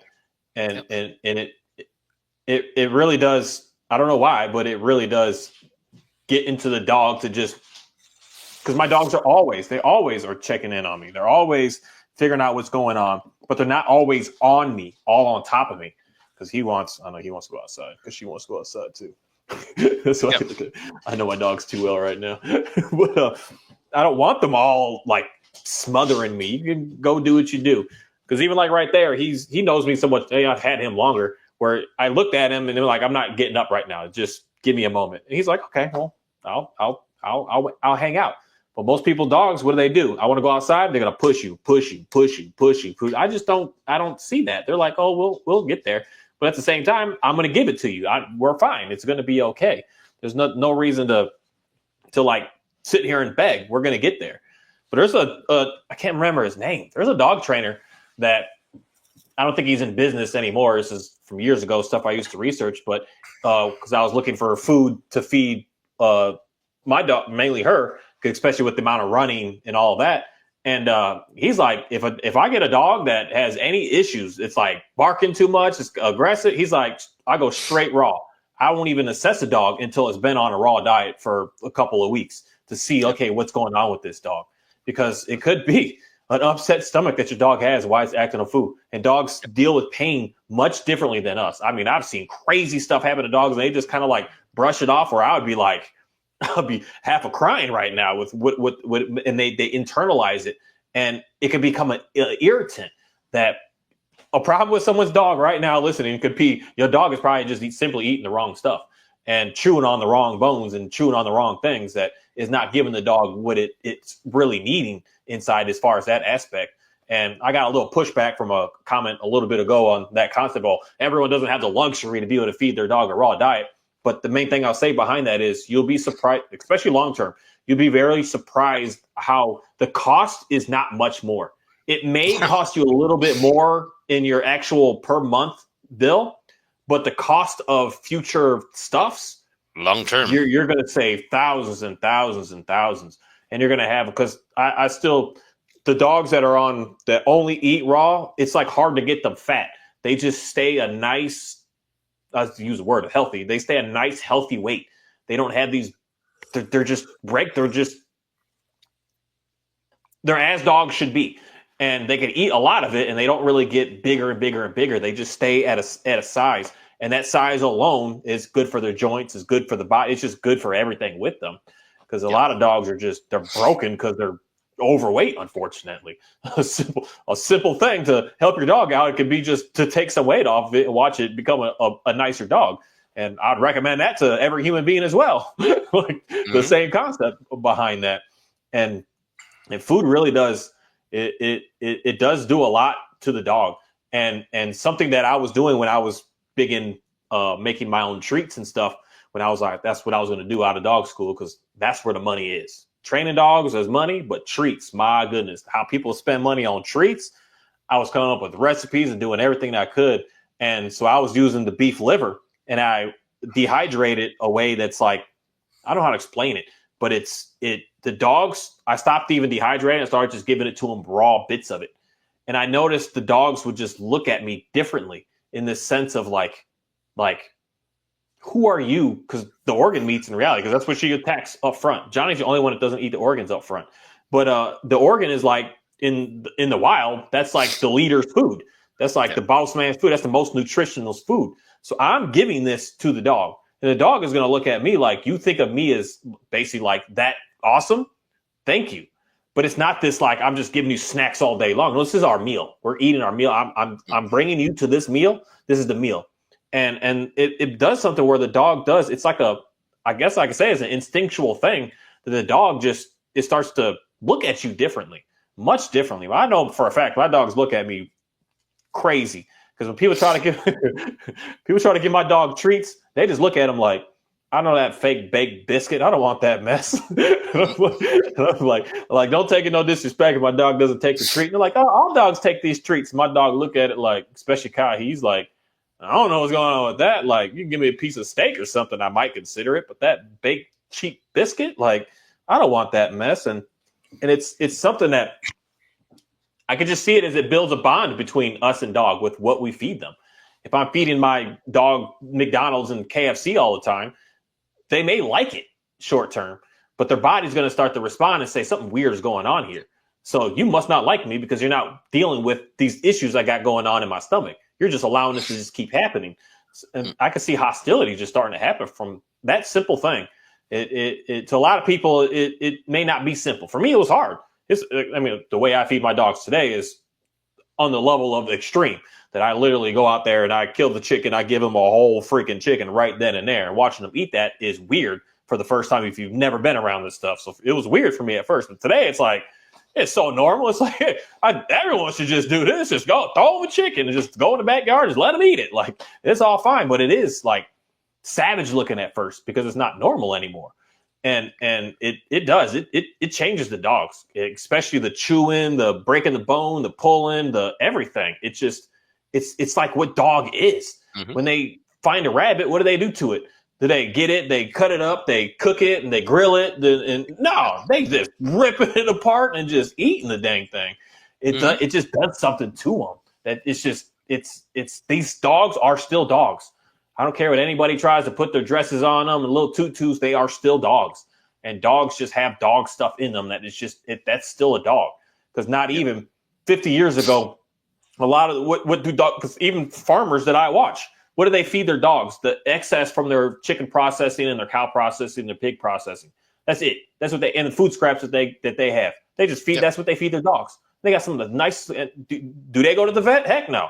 Most farmers are like almost anti-vet because they do it all themselves. Because He got money for that. I can't take every animal in. No, I got to figure it out. I'll get it going. If you got a cut, I'll patch it. I'll fix it. Mm-hmm. We're good to go. But the dogs aren't hurt. They're not sick. They're just, it's weird. I don't know. It's weird. That's another huge thing of propaganda that I don't even use that word propaganda, but just scam and ruthlessness that the vets have, in my opinion, kind of always been about. But today it's pushed more because that's a big cash cow for them. Big cash cow. Buy our food. Buy our this. Get that. Oh, your dog's sick. Get this blood panel. Get this X-ray. Get this. Do this. I mean, it's crazy. The X-ray today is like $500 to $1,000. Your blood panels are $200, $300, $400. It's just getting crazy. I did a fecal thing on her. That stuff used to cost like $5. It was like $65. It was $65 to do this test. Yep. I'm like, we'll be all right. If I see little worms in there, I'll figure it out. But we gonna skip all of that. But that's a huge issue today because I mean, people's abilities are taken away from them. You know, if your dog broke a nail, go to a vet. If your dog got a cut, I've always got crazy glue with me. Always. Monty's cut himself. Monty's actually cut his paws. You know what? Clean it up, glue it up. I do the same myself. I haven't had stitches in years. Yeah. But yet people are being told you need a vet for everything. You can't do anything on your own anymore. You're not able to do anything. It's all been taken away from them, you know? Yeah. And it's go hire a vet, hire a trainer. You know, you can't do anything on your own anymore. That's the whole message today. But the reality is you're the only bloody one that can do it. You're the only one that can build a relationship with your dog. I can do it for you. I can put you on the path. I can't build a relationship for you. And people don't realize that when I'm working with a dog, I got to be very careful and I got to limit it. Because at some point, that dog's going to become my dog, not your dog anymore.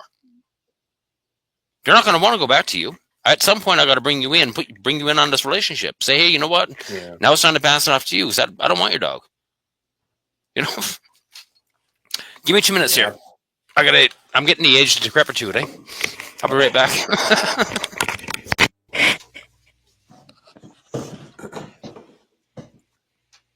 And for who sent this comment, you don't have to go full day one. You lean up. Don't worry about your dog buying everything. It's just something that with us as humans that we always kind of just do. We don't do something because we can't do it all always. Like right now, just small little things that you just add into, and then you end up to a point where you're like, now I'm fully into it. Don't worry about an overnight instant change. Because I've done that my own self with my dogs. I didn't just instantly be able to just do what I do. I had to, well, for me, it's not that's more complicated, but not complicated. But I moved and lived on this land so that I can raise my own food and do my own stuff. So I purposely put myself in it, knowing that that's, say, my mission of life. And to be able to get to the point that I have enough to be able to, like, say, feed, because she's the only one that eats chicken 100% every day. The other dogs get extra sometime, but in the summertime, all the dogs get it because I'm hatching and I've got thousands of baby chicks all the time, basically. But wintertime, I'm having to lean that out. So I have frozen. So but to be able to get to that point that I even had enough to be able to give to her all the time, it was like 8 months or more. And that I was just still doing kibbles, doing a little bit, going back and forth to be able to build up. And then build up to the point that you finally just... Now you're fully immersed with feeding your dogs what you want to feed them. Because for me at first, like I said, it was disgusting to me to give my dogs these certain bones that I was giving them. Just watching them chew and get through it, I had to desensitize my own self up front and just take time. Don't do everything instantly if you can't, but you do small steps each day, each week, each all the time to be able to get to where you want to be able to get to. So I'm just talking about this affording the raw food concept. Just slow and steady into it. Don't just don't not do it or think that you can't because you can't right this second. Yeah, and the whole thing with raw feeding, I mean, what I encourage people to do is go to their take out local ads, looking for freezer cleanouts and stuff. You'd be amazed at what people throw away in meat. A little bit of freezer burn, the dog won't care about that. No, you don't care. You about to eat through that. Shoot, if I'm hungry, I don't care. I'm going to eat through that myself. I don't care. It is what it is. Yeah, for me, I mean, Monty's 10 pounds. He doesn't need a whole lot of food. I mean, he only eats a few ounces a day. So I mean, I don't need a big storage freezer. So I tend to buy everything he wants or needs at the grocery store. But I mean, if you got a 200-pound dog, you're going to need some freezer space. And once you get that freezer space, now you can start building it up. Talk to hunters, talk to butchers, they always got scraps and whatnot. Yeah, the processing facilities for sure. Because where I get my cows processed, they've got a bunch of stuff I can get for $1, $1.50, $2 of certain cuts that they just don't. They really can't do much with and then certain of those cuts are even better for the dog because they actually get to pick and pull meat off and do what they have to do with it that they just have.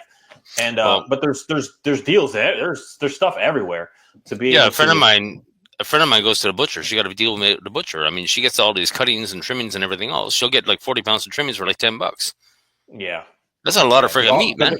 Because they're gonna throw it away anyways. Yeah, so you're coming in saying, "Hey, I'll give you some money for it." And most places they have to pay to throw that stuff away. So they got to pay $200, or you'll give them $40. Which option they're going to take here? They're gonna say, "Oh, shoot, come on through, bring your cooler. I'll load you up. Give me a little." But there literally is stuff like this everywhere, all over the place. There's but a lot of people everywhere. A lot of people just defeat themselves out of the gate. I can't afford it. I can't do it. But there's no thought process to it, right? Yeah, because you're looking at, because if you're going to right now thinking I want to not worried about the pre-packaged stuff that they have for these dog food companies, but you're literally at the grocery store looking at steaks and chicken. Yeah, it doesn't make sense because you're looking at steaks, and nowadays your average cut of beef is what, $15 a pound, might even be a little bit more for some.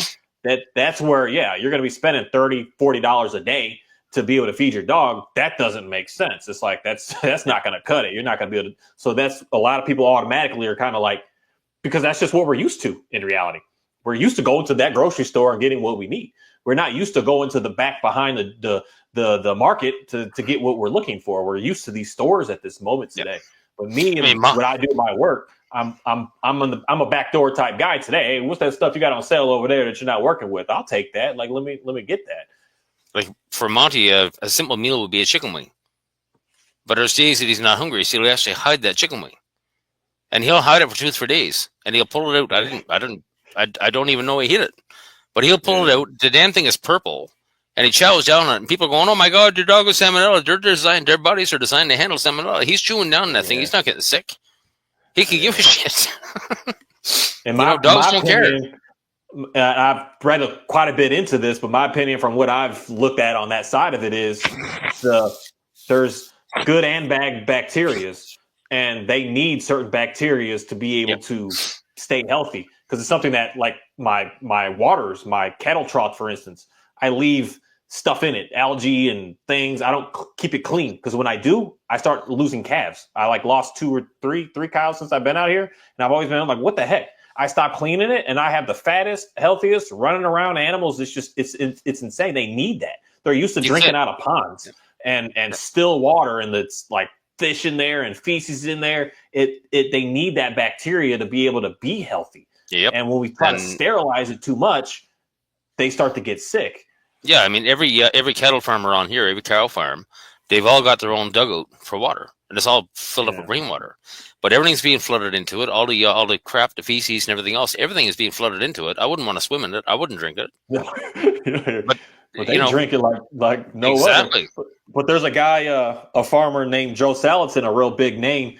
That he said since he's been a young boy, he drinks a cup of if he's starting to feel sick, he'll take a cup out of the cattle trough and drink it. He's like, it heals me.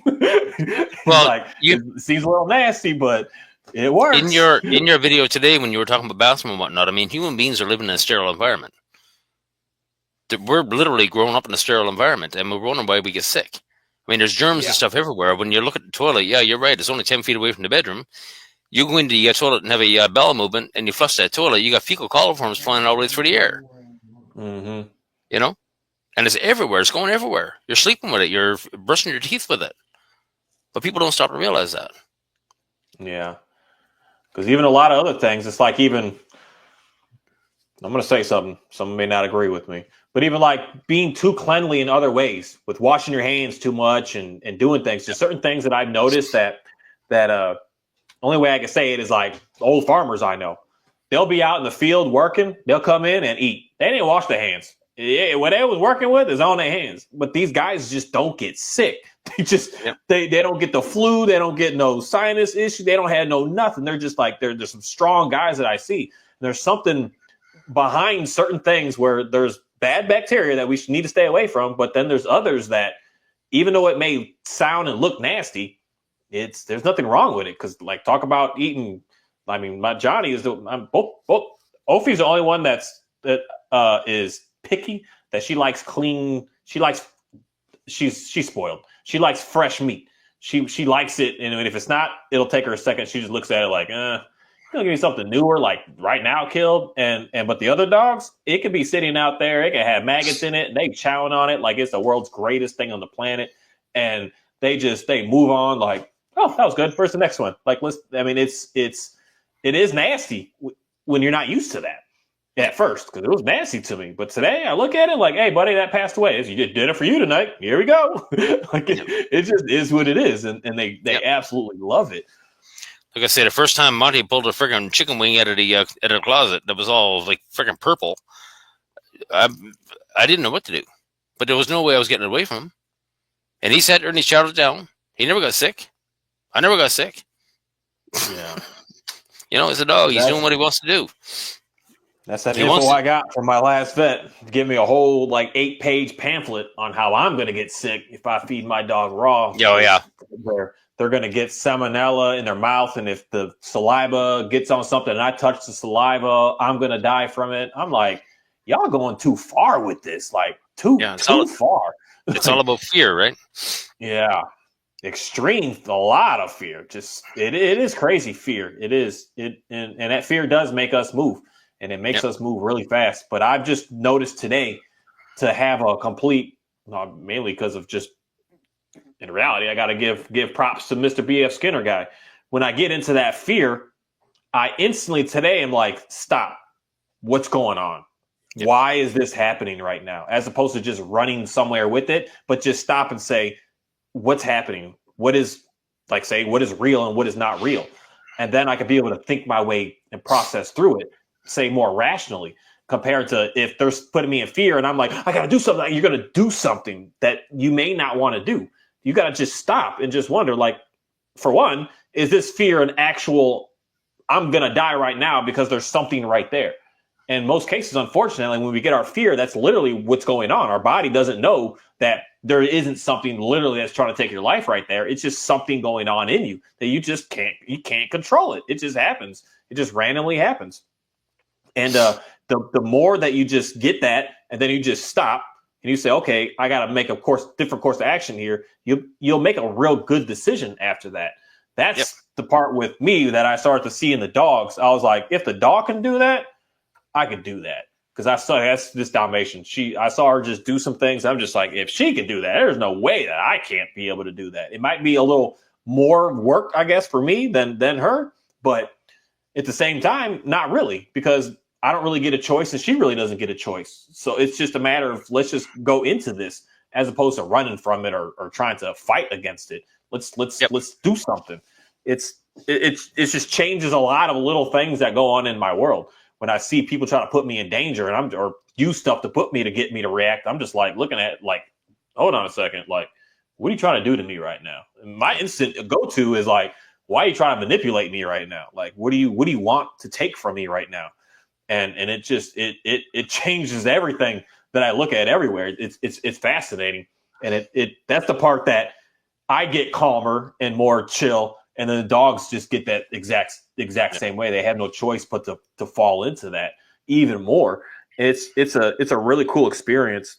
That's something that I would want to be able to, because some people just have never been with a dog that's just like pretty chill, and it'd be nice to be able to give someone that chance to be able to just do that so they can be able to relax themselves. And that may help some folks. And we got trainers out here that are using their dogs to punish and correct other dogs. Maybe need to be able to just take a dog for a walk that is just nice. That's just neutral as can be, and just have a good, pleasant experience. And then you could just look at it and say, I can do this. It is fine. It could just give you a new sense of life to be able to just see something that you need to change. Because that's why you use Monty. Yeah. Monty's just a calm, chill. I mean, Monty's actually stepped into backyards of his own accord in some crazy situations with some big dogs. He just doesn't give a shit. He's not scared of anything. He just walks into the backyard. He's totally ignoring the dog. It's like if you're walking down the street and somebody's coming towards you and they're all pissed off and angry or scared, whatever have you, you don't want to gaze that person. You're going to try to avoid that person. Yeah. So Monty goes into the backyard. He's just being a dog. He's going to walk in the backyard. He totally ignores the other dog. And he goes on, stiffs around the backyard, marks and peas and everything else. And he's never been attacked. And like I say, he's been in the backyard with some crazy big dogs. And at some point, when Monty turns around and engages the dog, that's when I know the dog is actually starting to calm down. So I'm actually watching Monty more so than the other dog. Because Monty's telling me everything I need to know. If Monty doesn't want to go in the backyard, then there's a problem. If I got Monty, there's certain times that I'll carry Monty into the backyard. If we get to the back gate and he starts whimpering, he senses that there's something wrong behind that gate. Yeah, I'm not going in. So I'm not going to push him. I'm not going to force him. I'm on my own. Yeah. Then there's other times we show up, and you know what? He's not in the mood for anything. So I'll go in and meet the dog first of all. I'll come out and say, "Come on, buddy, I need you." And he's going, "You know what? You're on your own. I'm staying here in the van. I'm just going to lay here in the sun." But then there's other times he goes in, and you know what? It's just pure magic. I can't teach the dog how to be a dog. He can. Yeah. You know, it's an amazing thing. And this is where Joel Beckman is completely out for fucking lunch because he's putting his dogs in bad situations. You shouldn't be doing that. He's doing the right thing in the backward sense. Yep, exactly. In the opposite sense. The dog shouldn't be coming to overpower and dictate to the other dog. The dog should come in and say, "Hey, we're good. Everything's calm. Everything's chill here." So what he's doing is what I believe not what he's doing, but the concept of using dogs is and should be the new push that we should be using as trainers to actually get dogs to be better. Not coming in and domineering dogs, but bringing a dog to say, "Hey, buddy, like we good. Like life is good. Like just chill out. We're fine. See, and then it calms that dog down to actually start to rationalize what's going on." Because when I watch this stuff, it's silly in a sense, for one, that you muzzle a dog and you get your dog to just bully the dog. Yep. But all I can see that happens from that is the concepts that I just know with especially us as humans. When the kid was bullied in school, all they do is get older so that they can do something to bully somebody else. They don't actually get to the point of, "Oh, I don't want to be a bully." It's just you're creating another one to just want to keep doing that. That's what I only imagine is going to have to happen from that. That the dog has a sense of, I'm never going to allow another one to do that to me, so I need to be the upper hand this next time. And the funny thing with Monty, he actually learned that he's got a job now. That working with other dogs is his job. So when I met Gus and what was it, Lucy, the two dogs, I knew damn well when I went in the backyard I could be there for 4 or 5 hours. I'm not going to gain those dogs' trust. And Monty seemed to sense that one. So when he came in the backyard, he just kind of walked in, took over, and they're bouncing off the walls and whatever have you. But you'll see him in the video. He's actually being with me. Then he goes out and he's actually saying, "Hey, you know what? Come on." And then he'll run back to me. He's trying to bring the dogs back to me. And it's such a cool thing when you watch that, right? Yeah. And that's exactly what he's doing. So when the one video that I wish I could have gotten was Cooper in the backyard. Within the first 3 minutes, my GoPro died. But when I brought Monty in, he just did his thing, and Cooper went over and met him. And then Monty came over and sit in my lap. So what Monty's doing is gaining the dog's trust. A scared dog will trust another dog far faster than a human being. So what he's doing is building that relationship very quickly. Scared dogs are going to trust another calm dog very quickly. And then Monty comes over to me, and he's sitting in my lap, and he's calm, and he's just vouching for me. And I'm just sitting there waiting for the dog to make the choice. Like Cooper finally come over, and he sniffed me and did his thing. But Monty's being the monkey in the middle, so to speak. Yeah. And that's what he's all about. The one that can do the communication. That's the thing. It's like you want to be able to have your dog that understands the world and the best word to use is listens to you. It listens to you in a nice, respectful, trusting way. And then that dog is going to be able to explain that, hey, those other people at first, they may be scary, but at least this person's pretty cool. Give them a shot. Give them a chance. And then once you get that first in, then they start to realize, okay, well, maybe that person actually isn't that bad. Maybe they're pretty cool too. And it makes the dog on its own want to investigate as opposed to just thinking that everything is scary. Because I believe that's what Mike Hahi was. trainer after trainer after trainer was working this dog and using him in the sense of you're just here for a test, basically. People are using him for a scent detection stuff at school and he was a good dog that was just left behind, that he'll give you an A on that test. So people are just using him for that. And they didn't care about him other than that. So he was probably like, people are here just to use me. So the next person that tries to put hands on me, I'm going to not let you just do that to me. I'm going to tell you no. So then he just got stuck in his brain is people are bad. People are mean. And then I get him, and what do? I put hands on a dude. I'm collaring the dude. I'm doing all this. And he's looking at me like, see, you're the same. You're evil. And then somehow it's I don't want to say somehow, but through time and me just laying off the dog and just looking at him to say, what do you need? And not caring what I want from you. And that's why I don't do my obedience routines anymore. Because one day I just looked at him, I was like, you don't like this, do you? And he kind of just looked up at me like, and then walked to his kennel. And I was like, yeah, we're done with this mess. Like, let's just quit this. You don't like it. But and then I started getting cool. I could touch him and do whatever. And then he investigated the first person on his own one day. And because it's her. She walks up to a dog and he's kind of like, this one might be all right. And they gave him a little pet. And he looked at it. He just had his like little smile. He's like, oh, he walked away quick. He didn't just let him marinate in it. But he was like, okay, well, you're pretty cool too. And then now he's basically generalized to seeing that people are cool. He's been going up to enough more and more and more, and they're fine. And it's I believe that a lot of dogs kind of would fast track their success by being around a dog like that. That's just already good to go. And then they can explain that information to them. Hey, there's nothing to worry about here. Like, let's hang out. Let's just relax. Cause I love when I see her meet other dogs, because people are always like shocked. They're like, oh my goodness, my dog is, and then she just looks at him. She's like, what's up? And then you see the dog just hanging out. And it's like, we're fine. It's okay. Like she knows way more than I know. You know, we're good. My dog isn't going to be stupid enough to just walk up to your dog if it really wants to bite her face off. Like one dog out there may do that, but they're not that dumb. They're not stupid to do that. And I believe that could help so many people, because that's the new transition I'm doing with my dog stuff. That I took the letters off the van. I've got an idea to put new stuff on, is just doing like a group walks, basically, like just going for hikes, going for runs, and just doing stuff together. You think your dog's crazy. It's not. I'll bring mine. You got yours. We all go for a walk. We can get closer and closer. We're all hanging out. We're all just walking week after week. You can go and just do this and walk wherever you want. You're not going to have issues. So your dog could just see a pleasant experience for once, as opposed to a hostile one. Mm-hmm. But you said a word, generalize. There's two words that the trainers say that dogs can't do. Number one is rationalize. Number two is generalize. And that's so wrong, isn't it? Yeah. But again, they're taking away everything. That's a comment I got on one of the videos, that she hit a little hostile and she used that word. Oh, you're generalizing now. I'm out. And I said, okay, well, we're done. Like, just get out of here. I didn't like any of the comments in reality you've been writing this whole time. Just disappear from the channel. Like, I'm cool.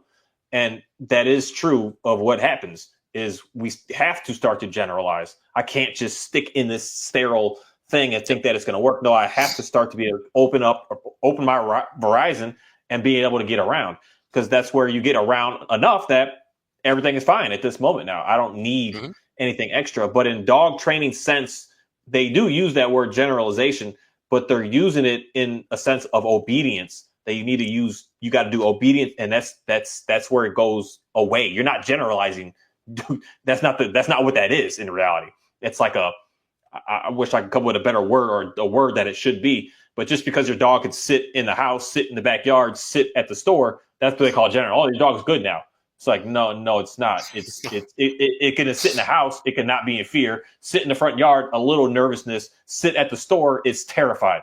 We didn't fix what's going on with the dog. We're still having the same issues right now, but it does know how to sit though. But it's still very rocky. That's where dog training is messing up the people that I would say think that they need it the most, because you're doing something that's not actually going to be able to get the dog better. You're just masking, hiding, avoiding, escaping the real problem, and not just going headfirst into the real issue. And the real issue is most cases, unfortunately, with a lot of dogs I see, they're just scared. And I can't force it to not be scared. I can only just put it on the dog to say, hey, when you're ready, you're ready. But I'm going to put you around it. We're not going to run from it. We're not going to run into it. We're going to be around it. And at some point, you're just going to it's going to be normal. And that doesn't only just work on fear, but it works on the prey stuff. It works on all these aspects with the dogs. Because the prey stuff really it's working on the excitability of the dog. So it works on a very excitable dog and a very fearful dog. It works the same way. You can't avoid it, and you can't even go into it. You got to just be in it. And that's part of just hanging out. And just, I saw a very fascinating short video today of a guy with a German short-haired pointer talking about how to get his dog to be calm outside. And he used that words that I was using before. Just sit and do nothing with the dog. And it's just a video of him just sitting there with his dog and just hanging out. The dog is looking around, but eventually it's going to get less and less and less that you're just sitting there, and it's just, yeah, we're just here. We're just here. Mm-hmm. It literally works. Yep. It really does. We've been on for over 3 hours. I think it's time to probably. I don't know what people's attention spans are, but yeah, we can shut her down and maybe off of this I could or just say to anyone that's here right now, just you got a specific question on something or maybe you can do something to be able to speak on something specific. It ain't gonna be no. I just talked half ignorant for a second, but it's not gonna be no techniques. How do I get my dog to sit? How do I get my dog to this? That's that's all on. I mean, in reality, there's a million YouTube videos to figure out how to be able to get your dog to sit. But if you're thinking that you're going to need to get your dog to sit to become a dog that's going to be able to dance around in the world, I hope that somehow in this video and anytime you've ever heard of me and Robert, that's not going to happen. Like it's just not going to happen.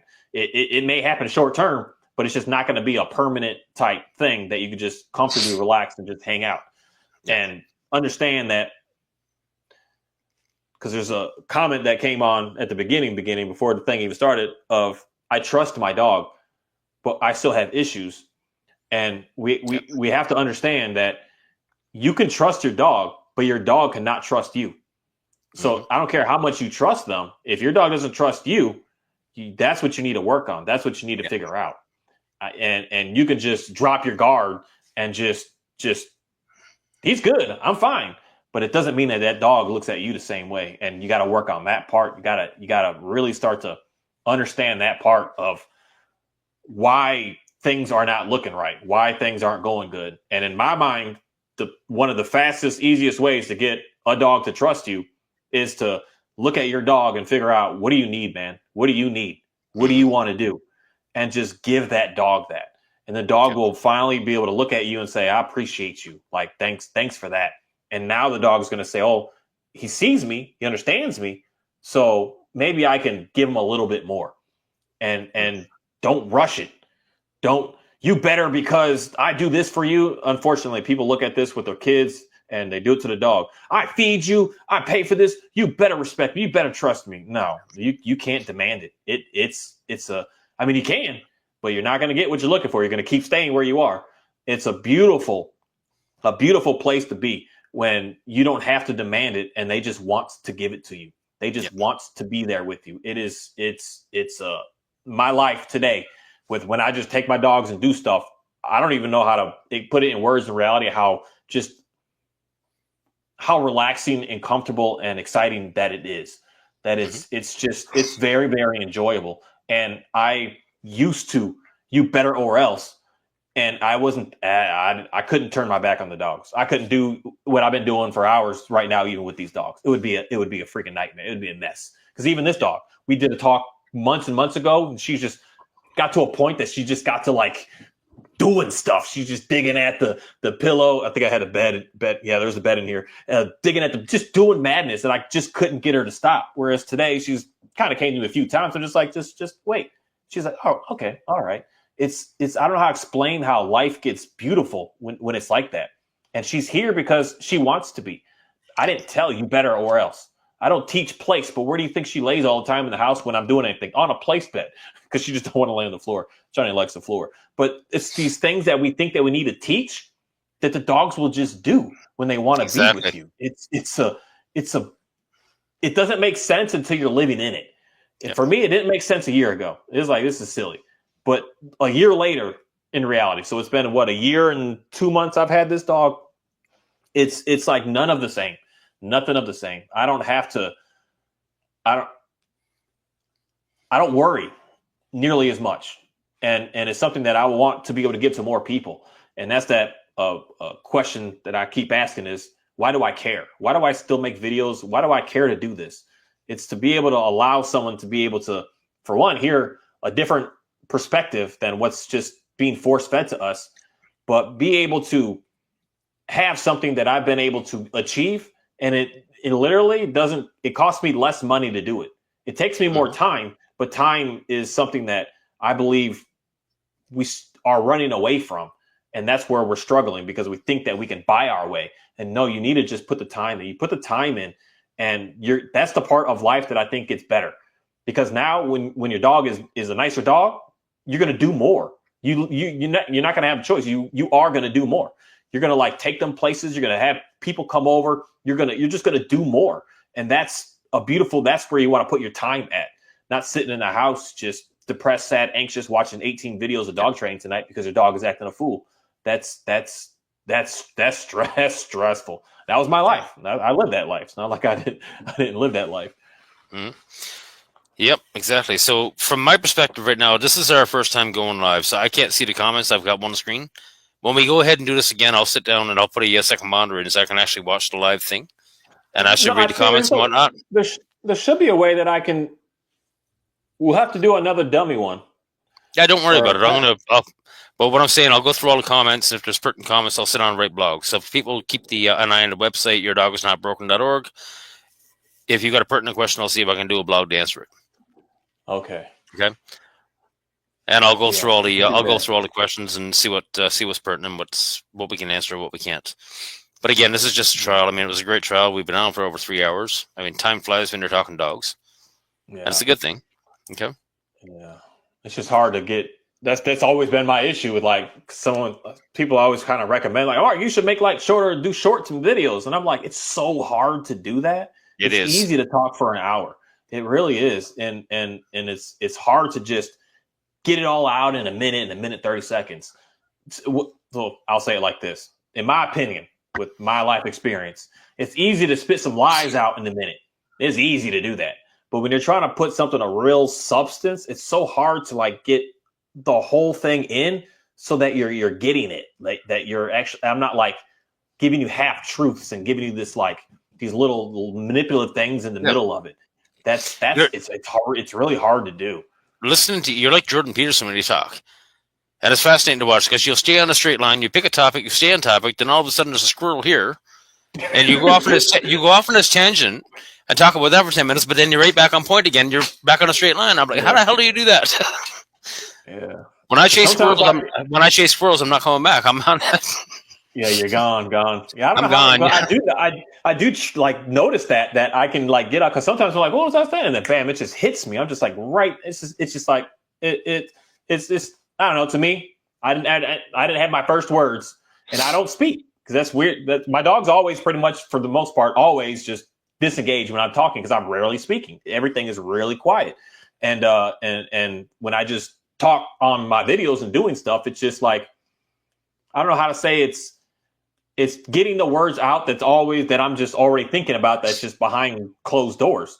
And that's why it's hard to do a short one or it's hard for me to really do 100 topics at a time because my brain just focuses in on something and it stays there and it says it's just locked in on that. So what I talk about in a video in reality, I'm locked in on that all day. And maybe sometimes for weeks I'm locked in on it.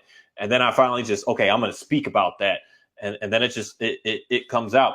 And that's just the things I can say as differences of people. I may not be the best at dog stuff, sport, obedience, all these things, but I'm really good at being able to communicate effectively to people what it is that I'm looking for and what it is that I'm asking for. And I can put it in a way that especially if I get the chance to be in your house. I can get to look around and say, okay, let's talk about it in this sense right here.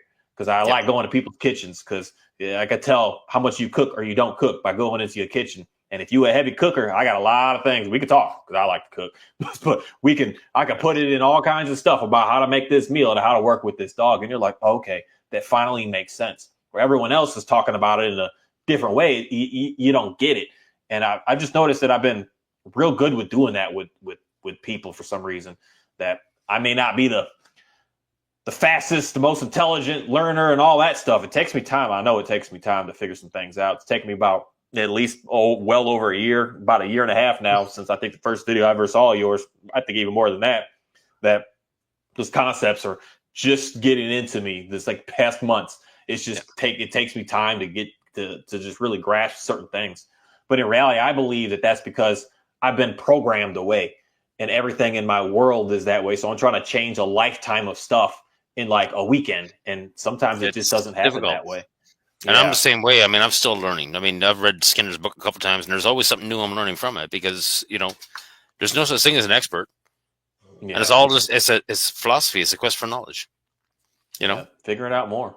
And even when you know the more, you learn more about the more that you just learn more of. It's just a weird thing of how that is. Because that is cool about a lot of books, because you'll read it once where you are, and then you'll read it again where you are then you learn more from where you thought that you already knew. Because I don't read books too often. I listen to them. I listen to a lot on my Audible, and I re-listen to many's all the time. Sometimes I just pull out a chapter from a book and just listen to it and say, okay, I see the differences of where I am. It's like now when I read certain things on unfortunately, my brain is kind of just stuck today in this whole like everything is manipulation to take from me everywhere I go with everything that I see going on. All the ads and all the everything is like trying to just drain my essence. They don't want me, and they only want to show me what they want to show me and not show me everything.